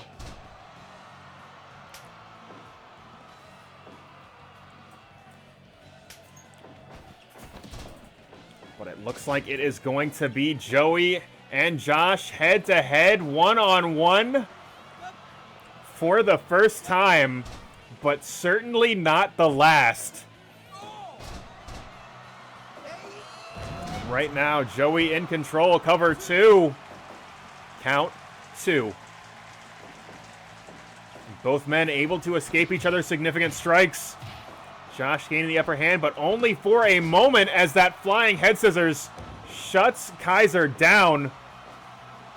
Joey now locking on that sharpshooter, and that is going to clear out that orange Gatorade corner. And there's the big super kick from Joey, and once he gets started, he tends to keep those coming. So be on the lookout for more of those. Hold on, scoop and a slam center of the ring. Joey getting fired up. Running across, springboard, elbow, buried into the stomach of Kaiser. Cover 1, 2. But only gets 2 as the rest of Team Lake Mary able to come in and make the save at a critical moment.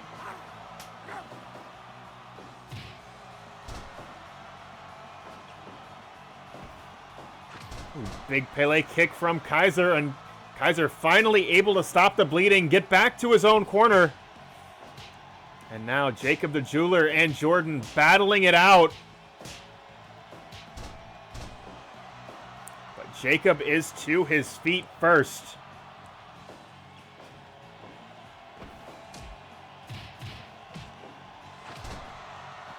Series of devastating strikes. Cover 1, but only a count of 1.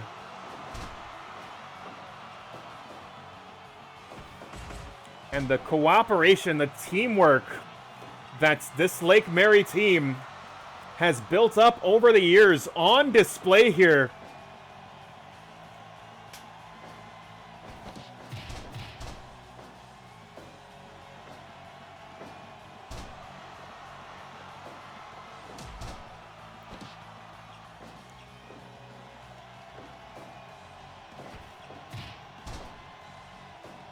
Hold on, Brandon going for a cover early too, but only gets 2. And Joey now looking to bring this back into his own corner, going high risk here. Big diving headbutt, but Brandon able to roll out of the way, and Joey just comes crashing down to the mat. Big atomic drop, and this time a falling fist hits its mark, and Joey going back to his own corner, and so is Brandon. We once again have the Jacob the Jewler and Jordan match as Jacob caught in the unblockable, unable to escape that high and low onslaught. And hold on, armbar out of nowhere. Both aprons clearing out. Big flying head scissors from Joey. As Jacob sending Jordan into his own corner, but hold on. Jordan giving Jacob the D. But the ropes will break up that triangle choke.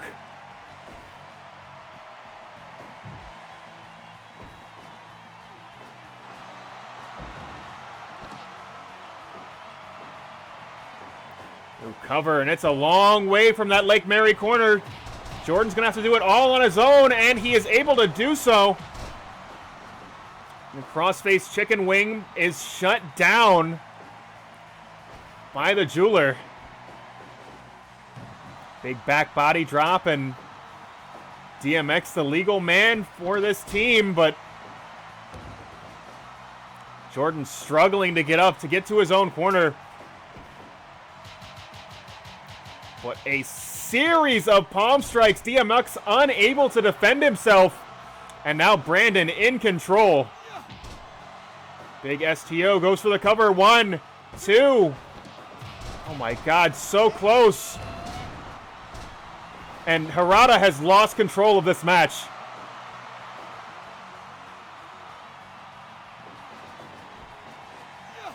Ooh, going for that running STO once again, unable to connect. DMX able to escape the hold, but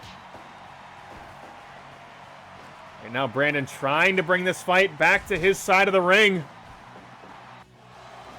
Flashing elbow connecting with the back of the head, but Joey to his feet first, and Brandon trapped in that sharpshooter.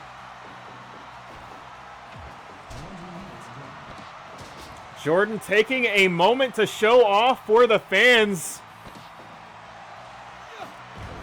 Brandon connecting with that fireman's carry. Buster goes for a cover, but foot on the bottom rope will break up that pin attempt.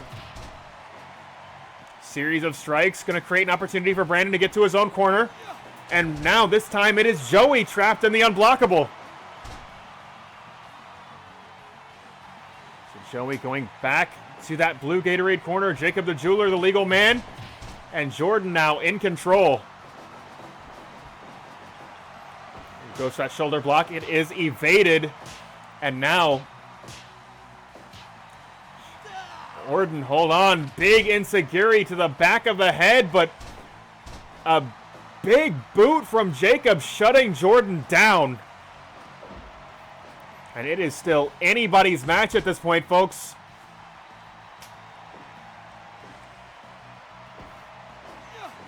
Unblockable once again, and Brandon is set up nicely here, but hold on just a moment here. Gut wrench power bomb, but foot on the bottom rope will break it up.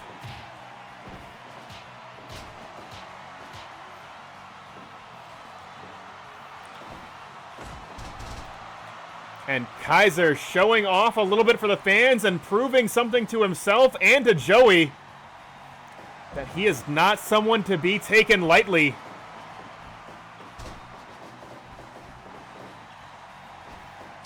Brandon getting a little bit too fancy there, and it's going to cost him as Jacob just brutalizes him with a series of strikes. Hold on, rolling through.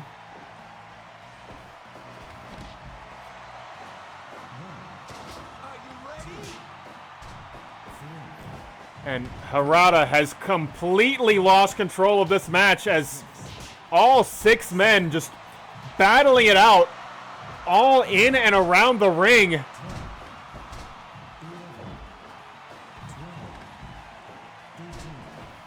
And it's so difficult to keep track of just who is doing what and where. As right now, DMX and Brandon slugging it out in front of that orange Gatorade corner.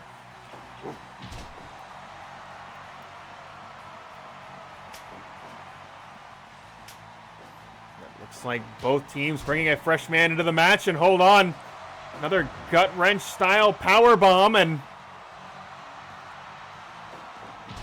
Jacob with that Kampo kick. And a colossal headbutt. That has got to be it. Cover 2. No, Brandon able to make the save at a critical moment. Big insecurity. Jordan setting him up for it.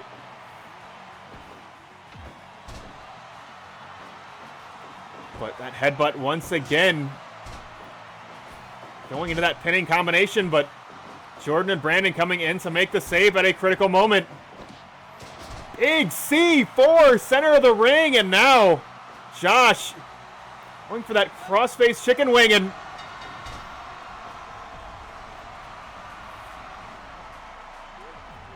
Josh Kaiser showing you why he is a champion.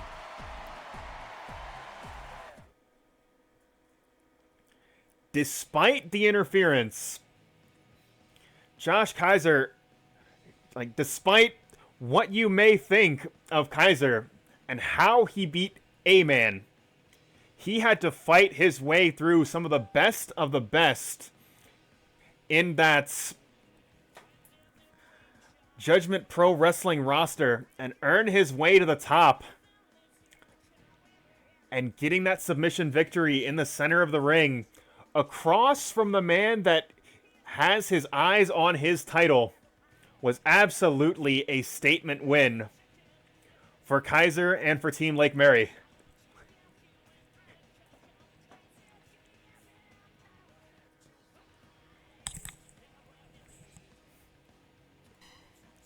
But we have just got a couple matches left for you guys tonight, and coming up next is the Mag.Lo Open Challenge.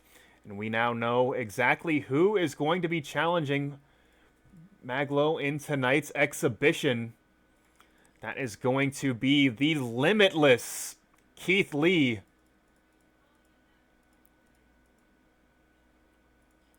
And that match, it's right now.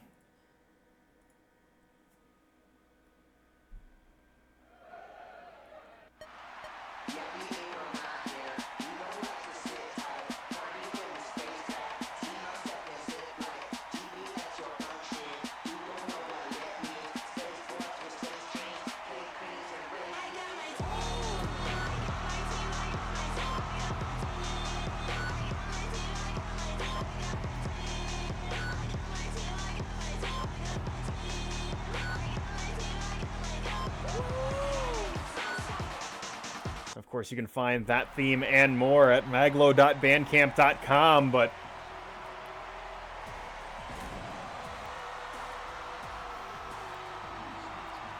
right now he is going head-to-head with a man that would ask you at home to bask in his glory.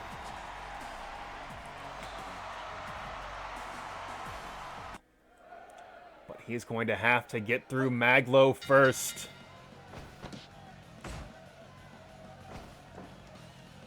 And Mag.Lo already starting things off strong here, but Keith Lee launching Mag.Lo to the outside, and it is clear it is going to be power versus power, but both of these men pack a lot of agility in those colossal forms, so be on the lookout.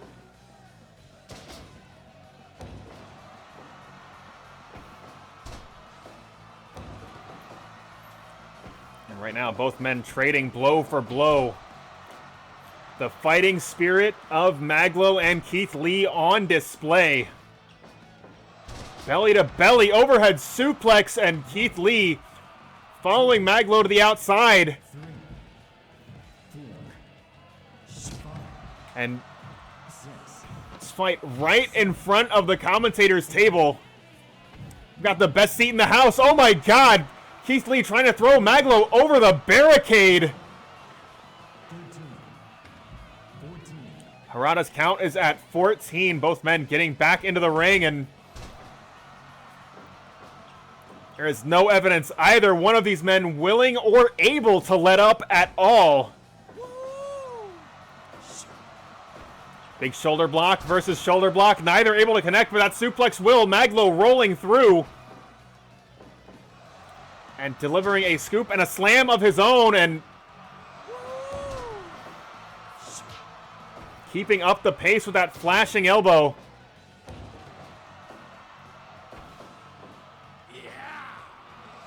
Hold on a second here. Big power bomb. Hold on, 2. Oh my God. It's like he was going for another one, but no. Cover 1, but only getting 1. And Mag.Lo now going to that patented spinning toe hold, and the crowd now fired up. Big lariat. And there's that 5-minute drop kick. He's been holding on to that one for quite a while, but Keith Lee able to evade, but not able to escape that diving elbow drop. And there it is, the clothesline from Bretton Woods. Cover 1, 2. Ooh, but only a count of 2. And Keith Lee, Big Bang Catastrophe cover. Oh my God. Mag.Lo just barely able to get a shoulder off the mat and responds back with a wild shot of his own. Clothesline from Bretton Woods and another near fall. These two men absolutely going to war with one another. Ooh, Mag.Lo, hold on, going high risk. Big diving elbow, cover 1, 2. Oh my God, so close. But Keith Lee able to kick out, but looks like it is Mag.Lo's turn to follow Keith Lee to the outside, and Mag.Lo rolling through that suplex as if nothing had happened. And hold on, Mag.Lo. Driver!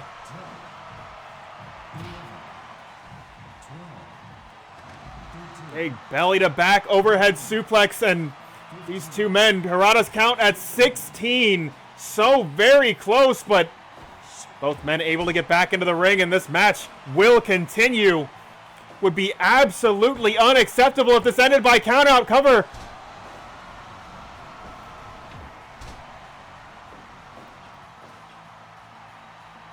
Hold on, Mag.Lo once again going high risk. Looks like he has changed his style a little bit.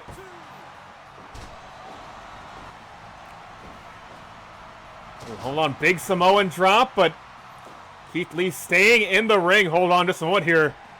Big body splash off the top, but Keith Lee foot on the bottom rope. Goes for another drop kick. He's been holding on to that one for nearly 4 minutes, but their Big Bang Catastrophe doesn't connect, but that suplex over the top rope will, and oh my God. The lengths these two men will go to pick up a victory tonight is absolutely unprecedented. And Mag.Lo now going with that patented airplane spin, and the crowd getting absolutely amped.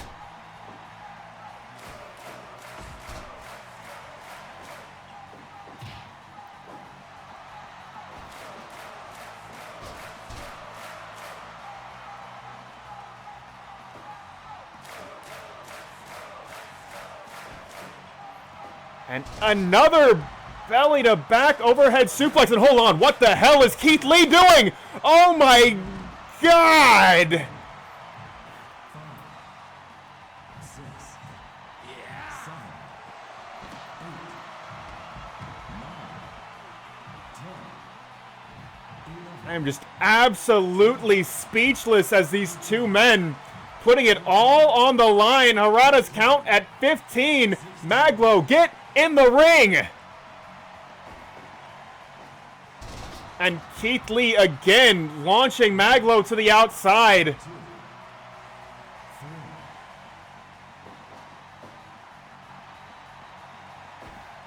Hold on, Mag.Lo. Driver! Is that going to be enough? Going for the cover. 1, 2, 3 count, fall.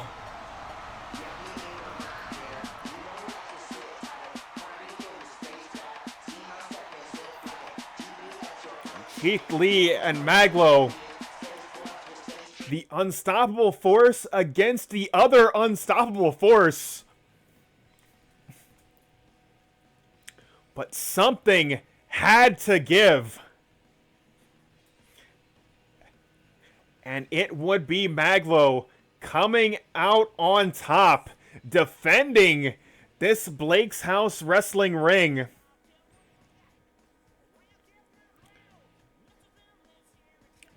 But, good Lord.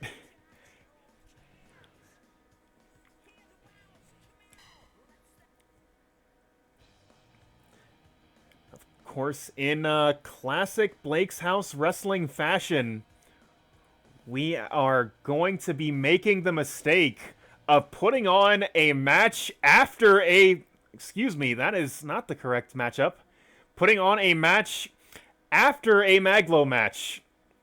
Which really, you would think after over a year of doing this, I would know better. You would think that. You know, as I've got the pencil in my hand, drawing up the match card. Yeah, we put Mag.Lo on the semi-main. We put the champion in the main event. And if you were any other wrestling company, maybe that's the right idea. But here we are, Terrell, Benjamin, Brad, Chad, champion versus champion. I do not know how they are going to attempt to follow up after that match, but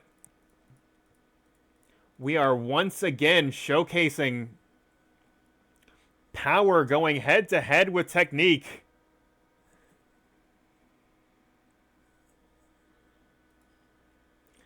Nick's Wrestling Organization champion, Blake's House Wrestling champion, head-to-head, and that's next.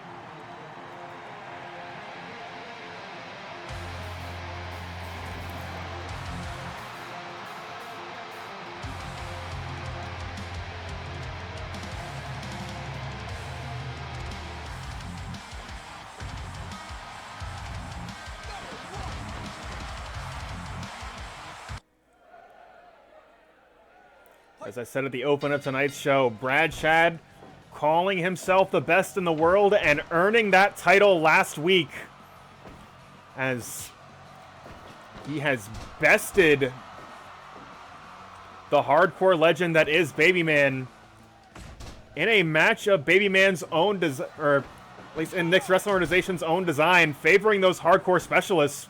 But Terrell Benjamin, a competitor with legendary heart,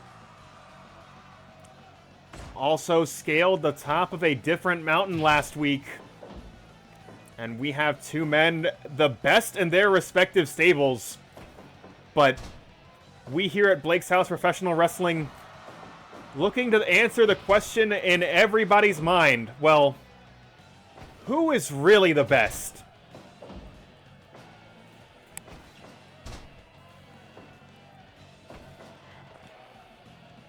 And right now, Brad Chad, with utilizing that superior technique, doing exactly what he did against Babyman last week, making sure this matchup is on his own terms and negating the power advantage of Terrell. But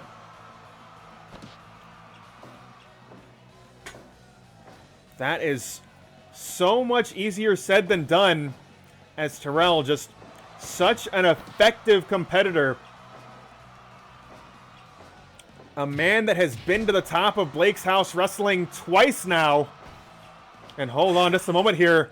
Burning Hammer, and Brad Chad rolling out of the ring, preventing himself from being covered. 4,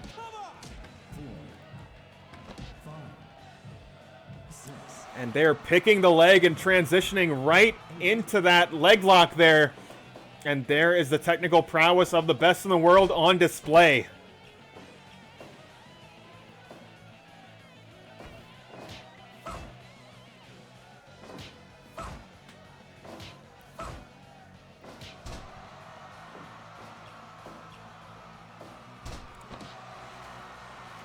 And Terrell looking to slow Brad Chad down a little bit.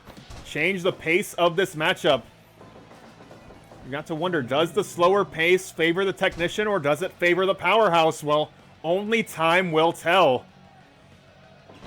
Ooh, hold on. Flash roll up out of nowhere, and Terrell able to scramble out of that hold.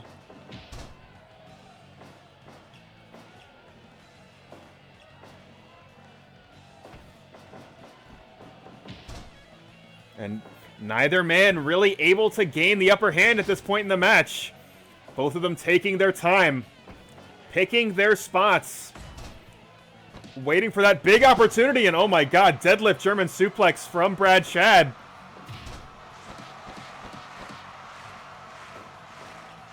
The crowd getting behind Terrell Benjamin in a major way here. Big clubbing lariat, and this is exactly what you don't want to have happen to you if you are Brad Chad.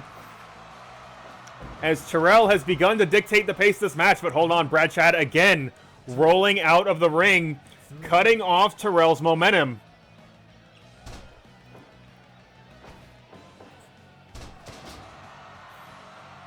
And that is exactly what he needed, going for the cover, but Terrell again just powering out, and oh my god, devastation. Terrell here now, but Brad Chad just so conscious of where he is in the ring, what his opponent is doing in the match. Putting on pinning predicament after pinning predicament, but Terrell too big, too strong. Getting a near fall over the Knicks Wrestling Organization champion. And hold on, double armbar here. But Terrell able to escape the hold.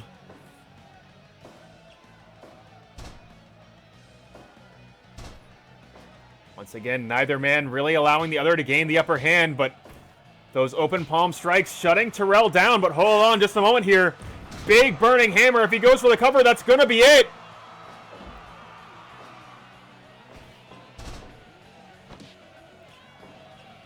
No, Brad Chad, hold on, once again continuing to work on the legs of Terrell. The technician grabbing a hold of whatever he can. Ooh, big boot right to the stomach, and Terrell just going full steam ahead, all power, all the time.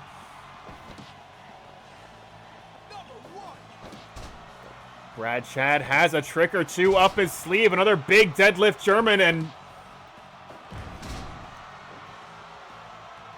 hold on, Terrell bringing this fight back to the center.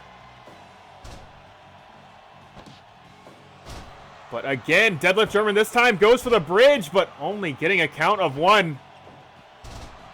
But Brad Chad looking to turn things around here. Trying to get this fight back on his terms, back to a battle of techniques, a battle of strategy, but Terrell quite literally brute forcing his way through Brad Chad's game plan. And hold on, Emerald Flosion once again. Going for the cover, that has got to be it. No. Brad Chad stretching a hand out, getting to the bottom rope. And this match will continue. Ooh, big airplane spin from Brad Chad now. And planting Terrell to the mat, but hold on a second.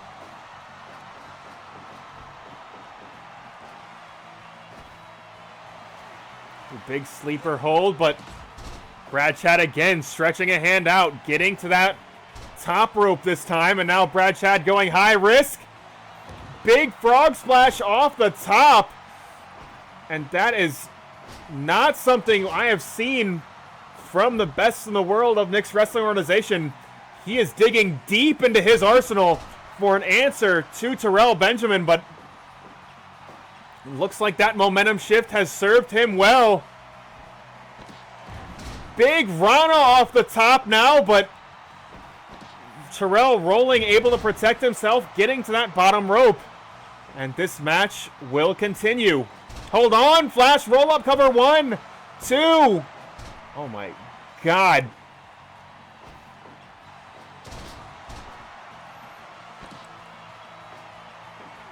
Brad Chad pulling out every stop that he can, but not able to hold on for the bridge. This match clearly taking a lot out of him, but big leaping vertical suplex from the powerhouse that is Terrell, and Terrell going high risk. Big diving elbow cover 1, 2. Oh my God, no, only a count of 2.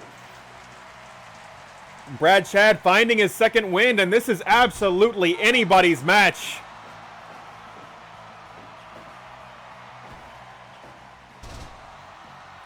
Big Russian leg sweep from Terrell to cut Brad Chad off.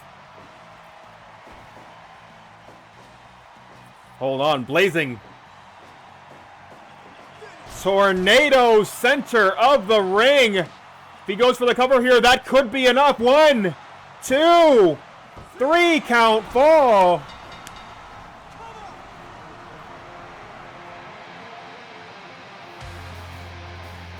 And Brad Chad ending the streak of singles victories of Terrell Benjamin. And Brad Chad proving to the people at home, to the people in the Blake's House locker room, the people of the Knicks Wrestling Organization locker room, that he has a legitimate claim to being the best in the world.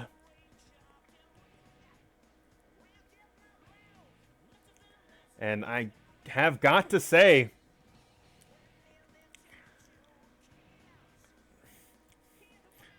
as difficult as it is to follow a Mag.Lo match, Terrell and Brad Chad putting on one hell of a show in tonight's main event. As a clash of styles,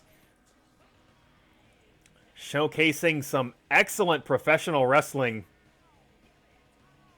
But let me check the time really quick here as Sasha's Bash at the Beach Part 2 going to be taking place at 10 p.m. Eastern Time. And what I think that means is we have got time for a bonus match. Now, we have not... It's been a while since we have seen the Chop Shop Tag Team Champions. We're going to be putting them in a match non-titled here tonight. As the Pearlman brothers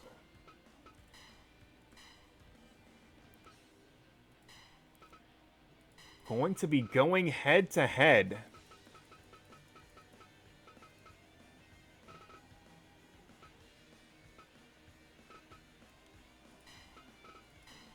With the team of Antonio and Kowalski.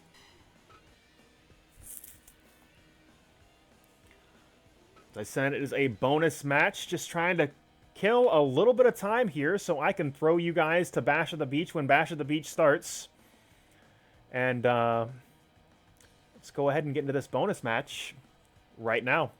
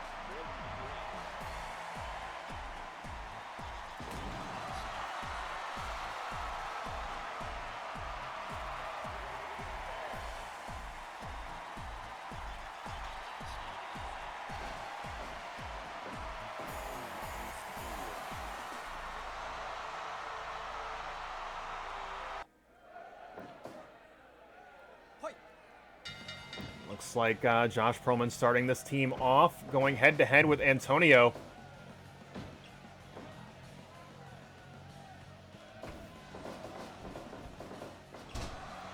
Big shoulder block doesn't find its mark. Ooh, but that wheel kick absolutely does.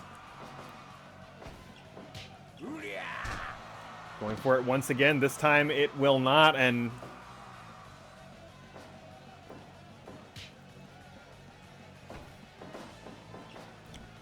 gonna be curious which side is advantaged in this contest. You've got to figure it's gonna go to the Pearlman brothers. They're the more experienced tag team and are currently wearing proof of that experience in their Chop Shop Tag Team Championships that they wear around their waists. But Kowalski and Antonio certainly bonded not by blood, but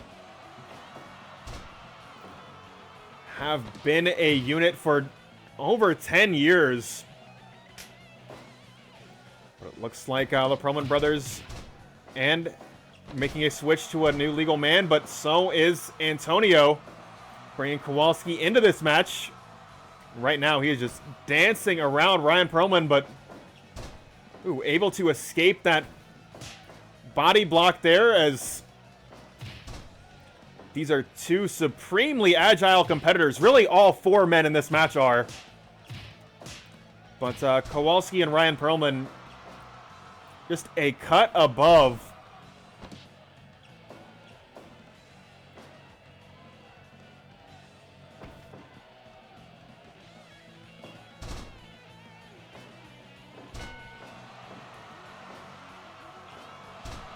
Big wheel kick from Ryan Pearlman, sidestepped by Kowalski as he delivers that knee drop. Oh my God, swinging for the fences with that roundhouse kick. But Pearlman able to evade.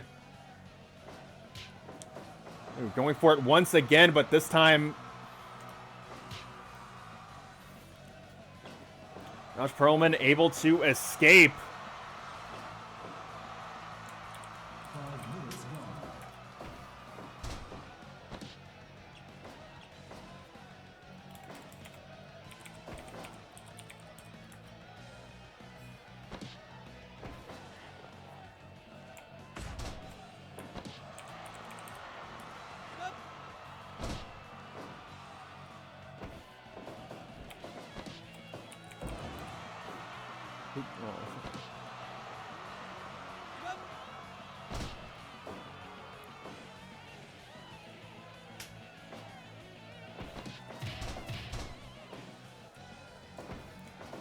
Hold on, Antonio fighting his way out of this Pearlman brothers corner, and again, this is the experience of the Pearlman brothers at work, trying to keep this team isolated. Big arm drag from Antonio now. Hold on. Flash roll up, but hand on the bottom rope will break that up.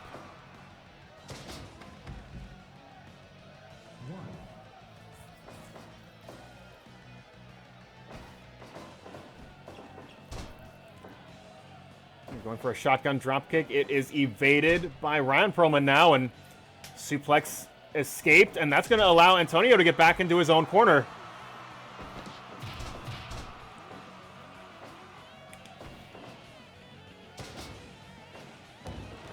Big guillotine leg drop from Ryan Pearlman, and Pearlman going to Josh now. Oh my God, big roundhouse kick.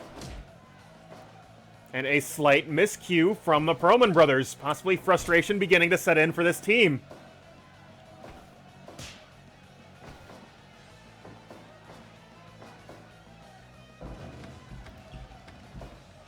One, two.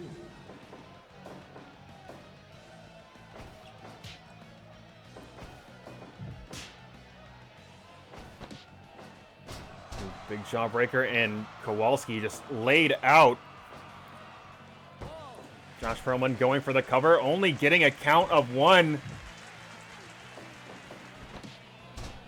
Big monkey flip into the center, but Kowalski rolling through, unable to get to his own corner, however. But a big water wheel drop will create the opening he needs. Drop kick to the knee, but Antonio is your opponent, and he is going high risk now. Big frog splash in honor of his Uncle Eddie, but hold on just a moment here. Powerbomb attempt is blocked. Big head scissors from Antonio, and getting a count of 2. Double drop kick from the Pearlman brothers. And that is going to set Josh up on hold on. As he begins to wrench the knees of Antonio now. Big rolling guillotine off the top. Ryan Pearlman now firing Antonio into the corner. Hold on. Stacked up. Cover 1, but only a count of 1. Big boy from Ryan Pearlman now. And that's going to send Antonio back to his own corner. Open palm strike is blocked. And Team Daytona in control. Tornado kick is evaded by Ryan Pearlman, but right now Ryan Pearlman showcasing that elite agility as he's able to escape the significant blows. Hold on just a moment here. What has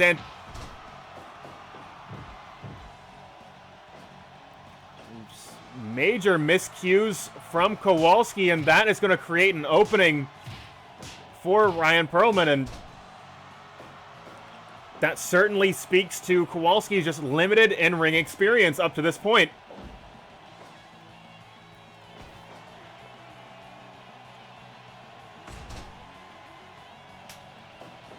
And when you are going against a champion, you cannot afford to miss like that, but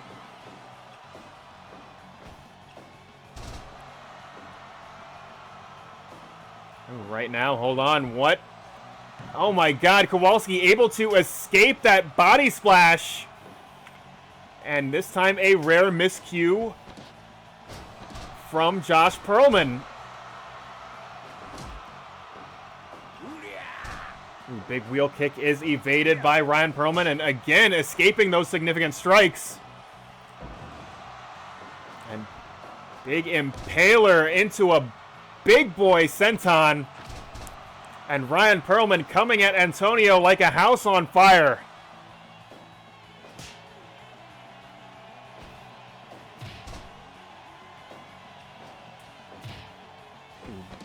Big kick to the gut, and that's going to create another opening for Ryan Pearlman as he delivers a pair of boots to the back of the head. Complete shot, and the Pearlman brothers are in control. Antonio doing whatever he can to slow this man down, but right now it is all Ryan Pearlman.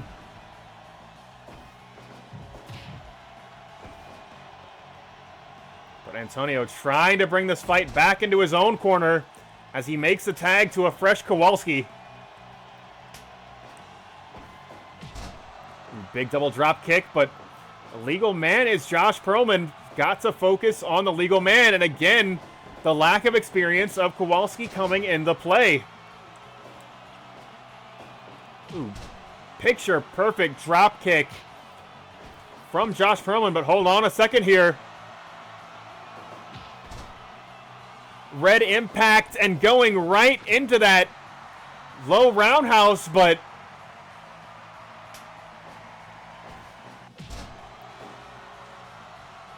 Josh Pearlman able to get back into his own corner and get a fresh Ryan Pearlman in. Oh my God. Big DDT, and Kowalski going high risk now. Oh my God, the knee drop escaped, but that roll-up is not. Cover 1, 2, but only a count of 2.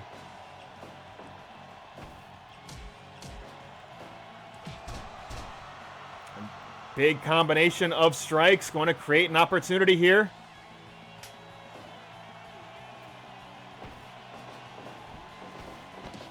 Step up enziguri from Ryan Pearlman.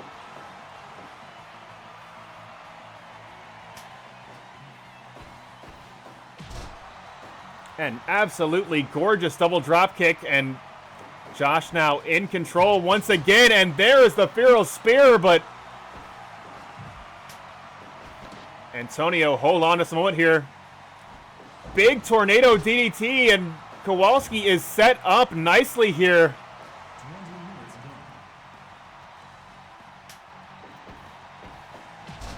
Double drop kick once again from the Pearlman brothers.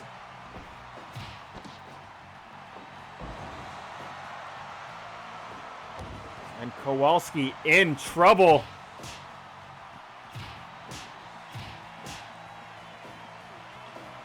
Ooh, big wheel kick, but one of his own coming from Ryan Pearlman. Here is your receipt, my friend, and a DDT plants Kowalski's head right into the mat.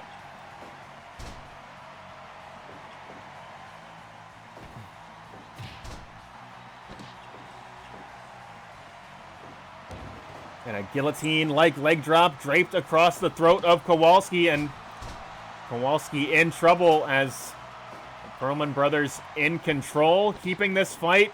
Hold on. Big Pele kick from Kowalski, and that's going to create an opening. He's going to get back to his own corner. And the team of the Daytona team back in control.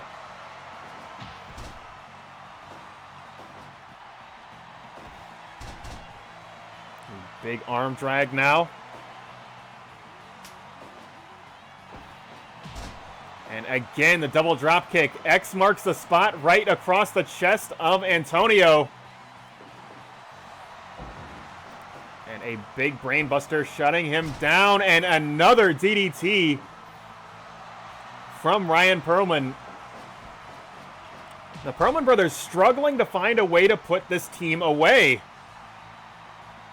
I think they were expecting this exhibition to be lighter work than it was, and right now Antonio getting fired up. Hold on just a moment here. As Ryan Pearlman is trapped, Josh coming out to make the save in a critical moment.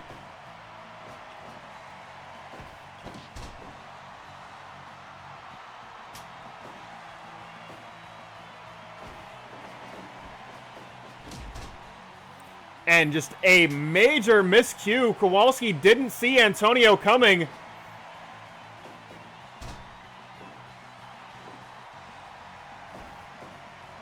Big scoop and a slam, and Pearlman going with that big falling fist. And an absolutely devastating drop kick, but hold on. Kowalski now firing Pearlman into the corner, but hold on a second. Both teams now slugging it out. Oh my God, Izuna drop from Kowalski, and this Daytona team have completely changed the dynamic of this match. Hold on just a moment here. Big 450 splash from Ryan Pearlman. Wheel kick doesn't find its mark, but neither will Antonio's. Big standing Shiranui. Antonio hitting with the greatest maneuver since sliced bread. And a tornado kick center of the ring.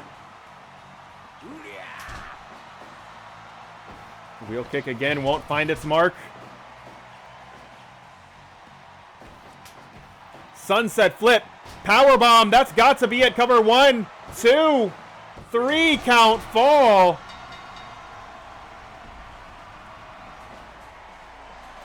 And Antonio and Kowalski stealing one tonight over the Pearlman brothers.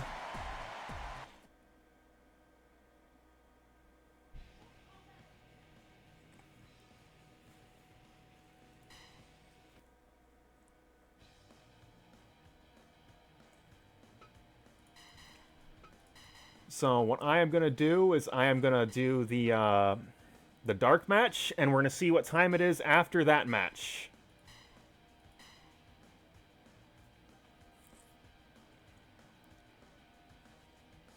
Because that is, of course, going to conclude the main portion of tonight's program.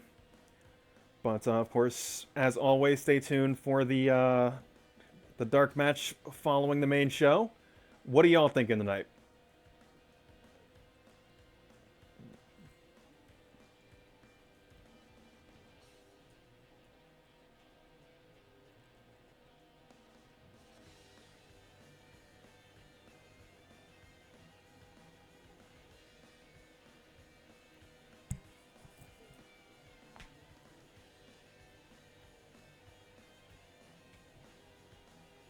Want to see Mike Awesome? I can absolutely do Mike Awesome.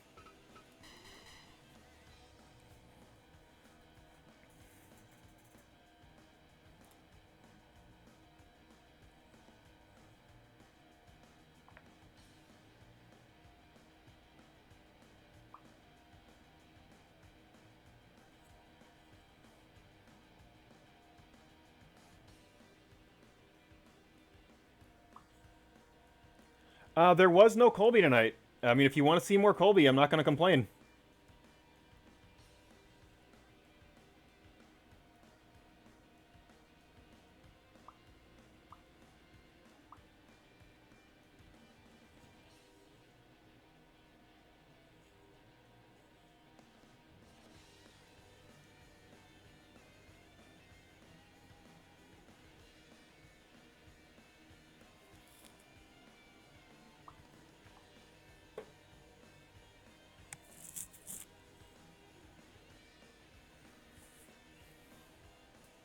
See what I think I am going to do while you guys deliberate. I am going to check the status of Twitch and see if Melly is live yet. Because that is what we're stalling for time for.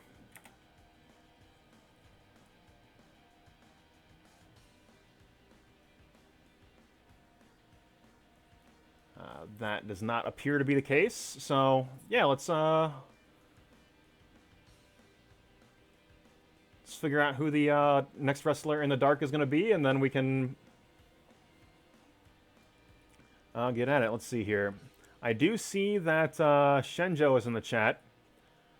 I feel like he's going to want Van Dam, but I am legitimately concerned that Van Dam will just run over Mike Awesome.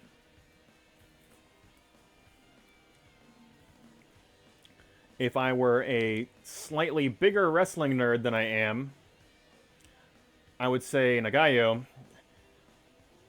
because I am aware we can make COLBY happen, that she is a legend in Japanese wrestling, but also I don't know enough about Japanese wrestling to really commentate on that any further. But let's do COLBY versus Mike Awesome, and we do still have the COLBY crowd chant. And I'm just going to keep an eye on Twitch to see when Melly ends up going live.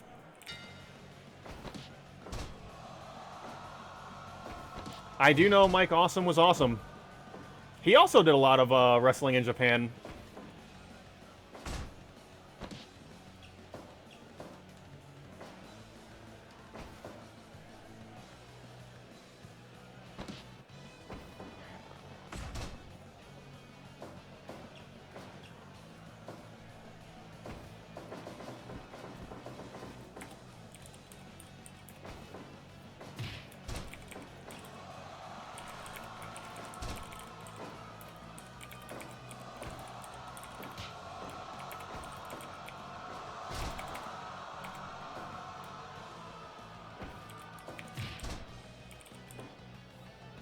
Yeah. It is, but at the same time, like, I've got to imagine not a lot of people want to take that.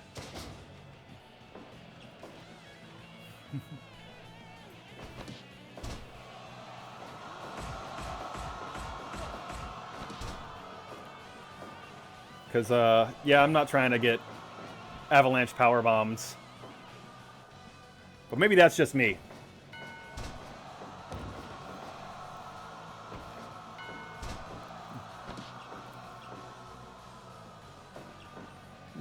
Oh, definitely. I'm sure in Japan, too. Because, like, in Japan, like, they make it a point of pride about getting fucking dropped on your head.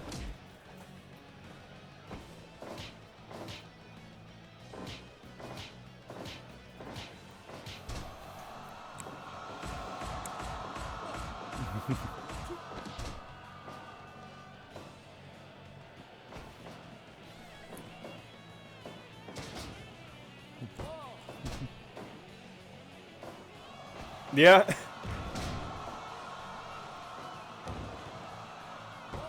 I mean, Kota Ibushi will fucking take anything. Kota Ibushi hates his own body so much.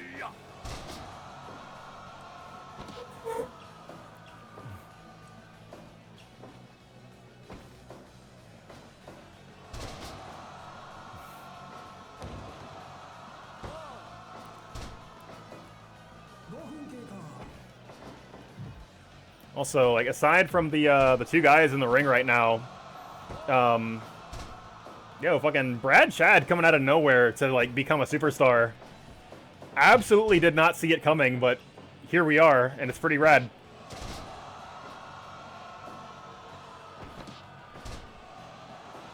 I also, like, full disclosure, booked Tyler against the Cyborg, expecting the Cyborg to beat Tyler, but Tyler accidentally had a star-making performance on his own.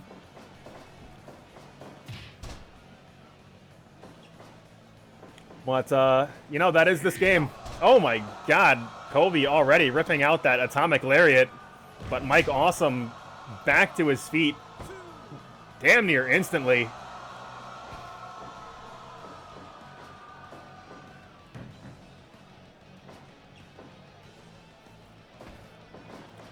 I do also, that being said, very much enjoy the, like, hey, when I book these 6-man matches, they usually go about how I need them to go. With, like, alright, Josh gets the, like, gets the fall, so he still looks strong as a champion. And, like, Joey can kind of, like, stare at him menacingly, because, you know, that's the matchup people are going to want to see.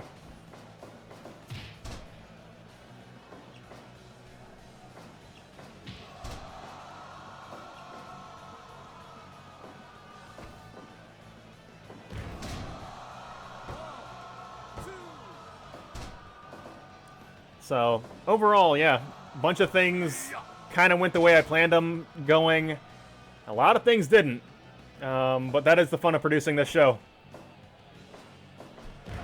My voice, however, is completely fucking shot. Which is not great.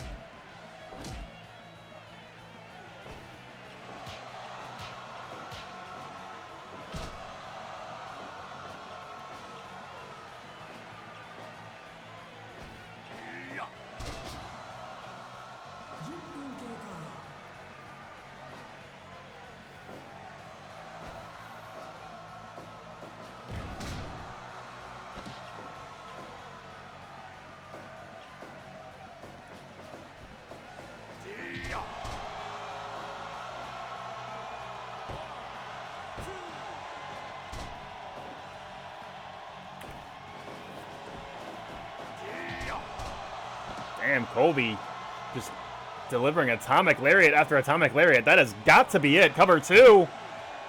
3 count fall as the crowd chants his name.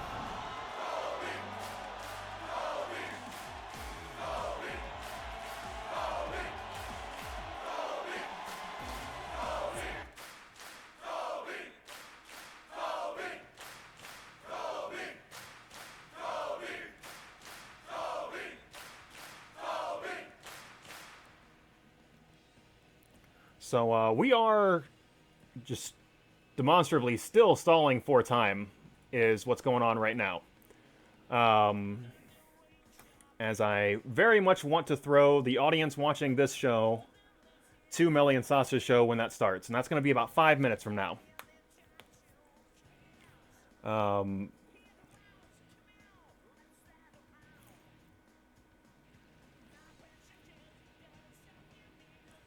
You know what I might do? We can have an extra dark match, but this time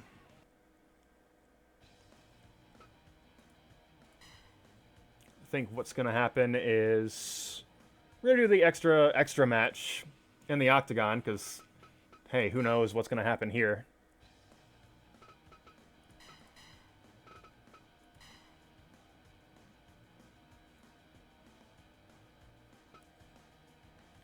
Y'all cool with Jervis and Candy Lee, or you want me to re-roll? It did just occur to me that I can't roll 4 names and then have it...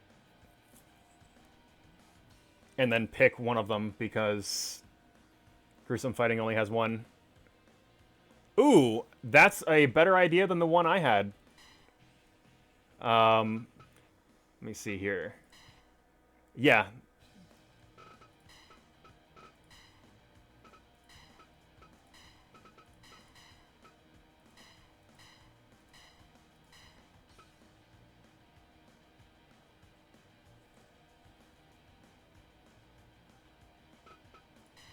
Can I make it 10? I will make it 10 because it's not 5 real-life minutes. But, who are y'all thinking as the contestants? I'm kind of liking T-Hawk. Oh, dope. Like, both of those guys should have something because they're both very good at their job.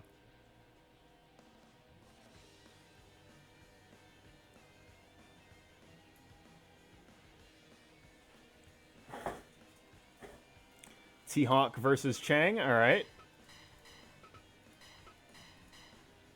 And let me check Twitch one more time, and I'm just going to hit the button.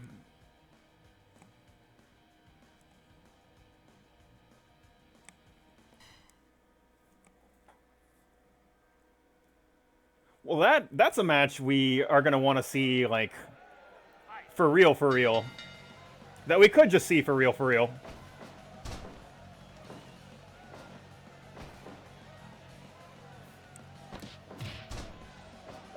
Because right now we're just kind of screwing around while I wait for the other show to start.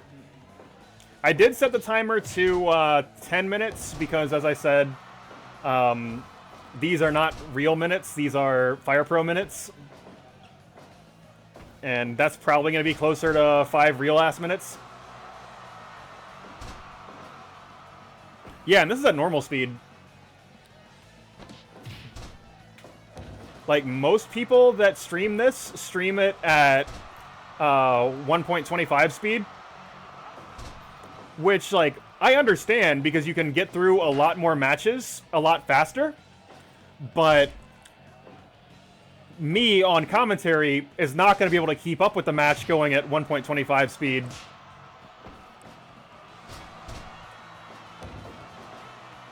So it just, like, doesn't work.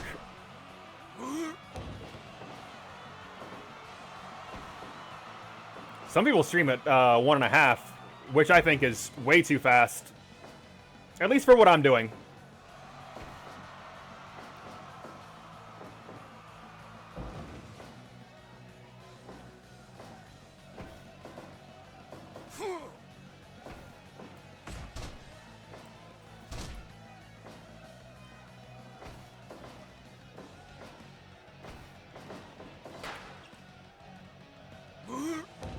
Both of them have been thrown into the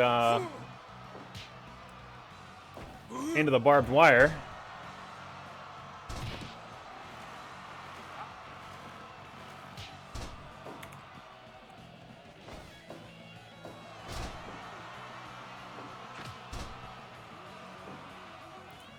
All right, it does look like Bash at the Beach is officially live.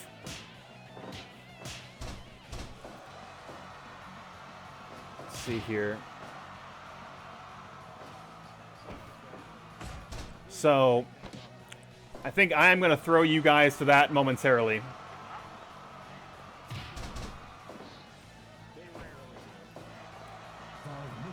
Which is a shame because we are once again not going to get to see the resolution of this. But I will do my regular sign off. Hey,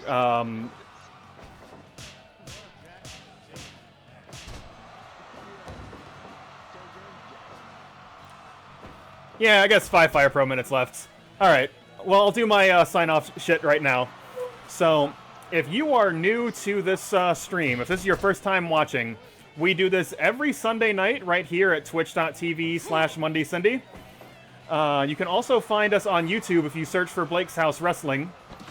Additionally, we've got a NHL stream on Wednesday nights at 8 p.m. Eastern Time, where myself and Heavy Kira will be streaming NHL hockey, and then we bullshit for a couple hours about whatever thing we got going on that particular week. Of course, you see the Gatekeeper 24 and Troll Wizard in the chat. Major credit to them for writing, as well as Lado Copy if he's still hanging out here as well. Credit to Mag.Lo for the music, as he's provided theme of Zero Lopez, theme of Mag.Lo, and theme of DJ Dix. And it does look like the first match of Bash at the Beach is starting, so basically as soon as the ring goes up, it is going to be time to switch over to you guys.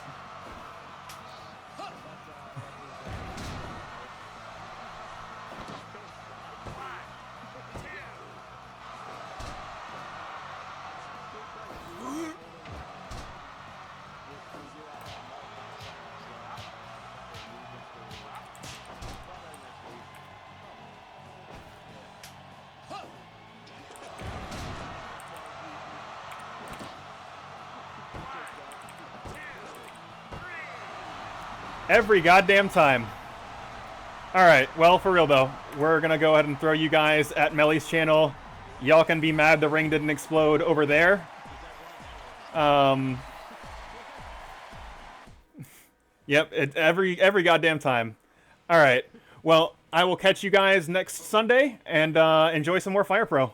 That voice sounded like that 1-2 sounded like an old SmackDown versus Raw game ref. Or like shut your mouth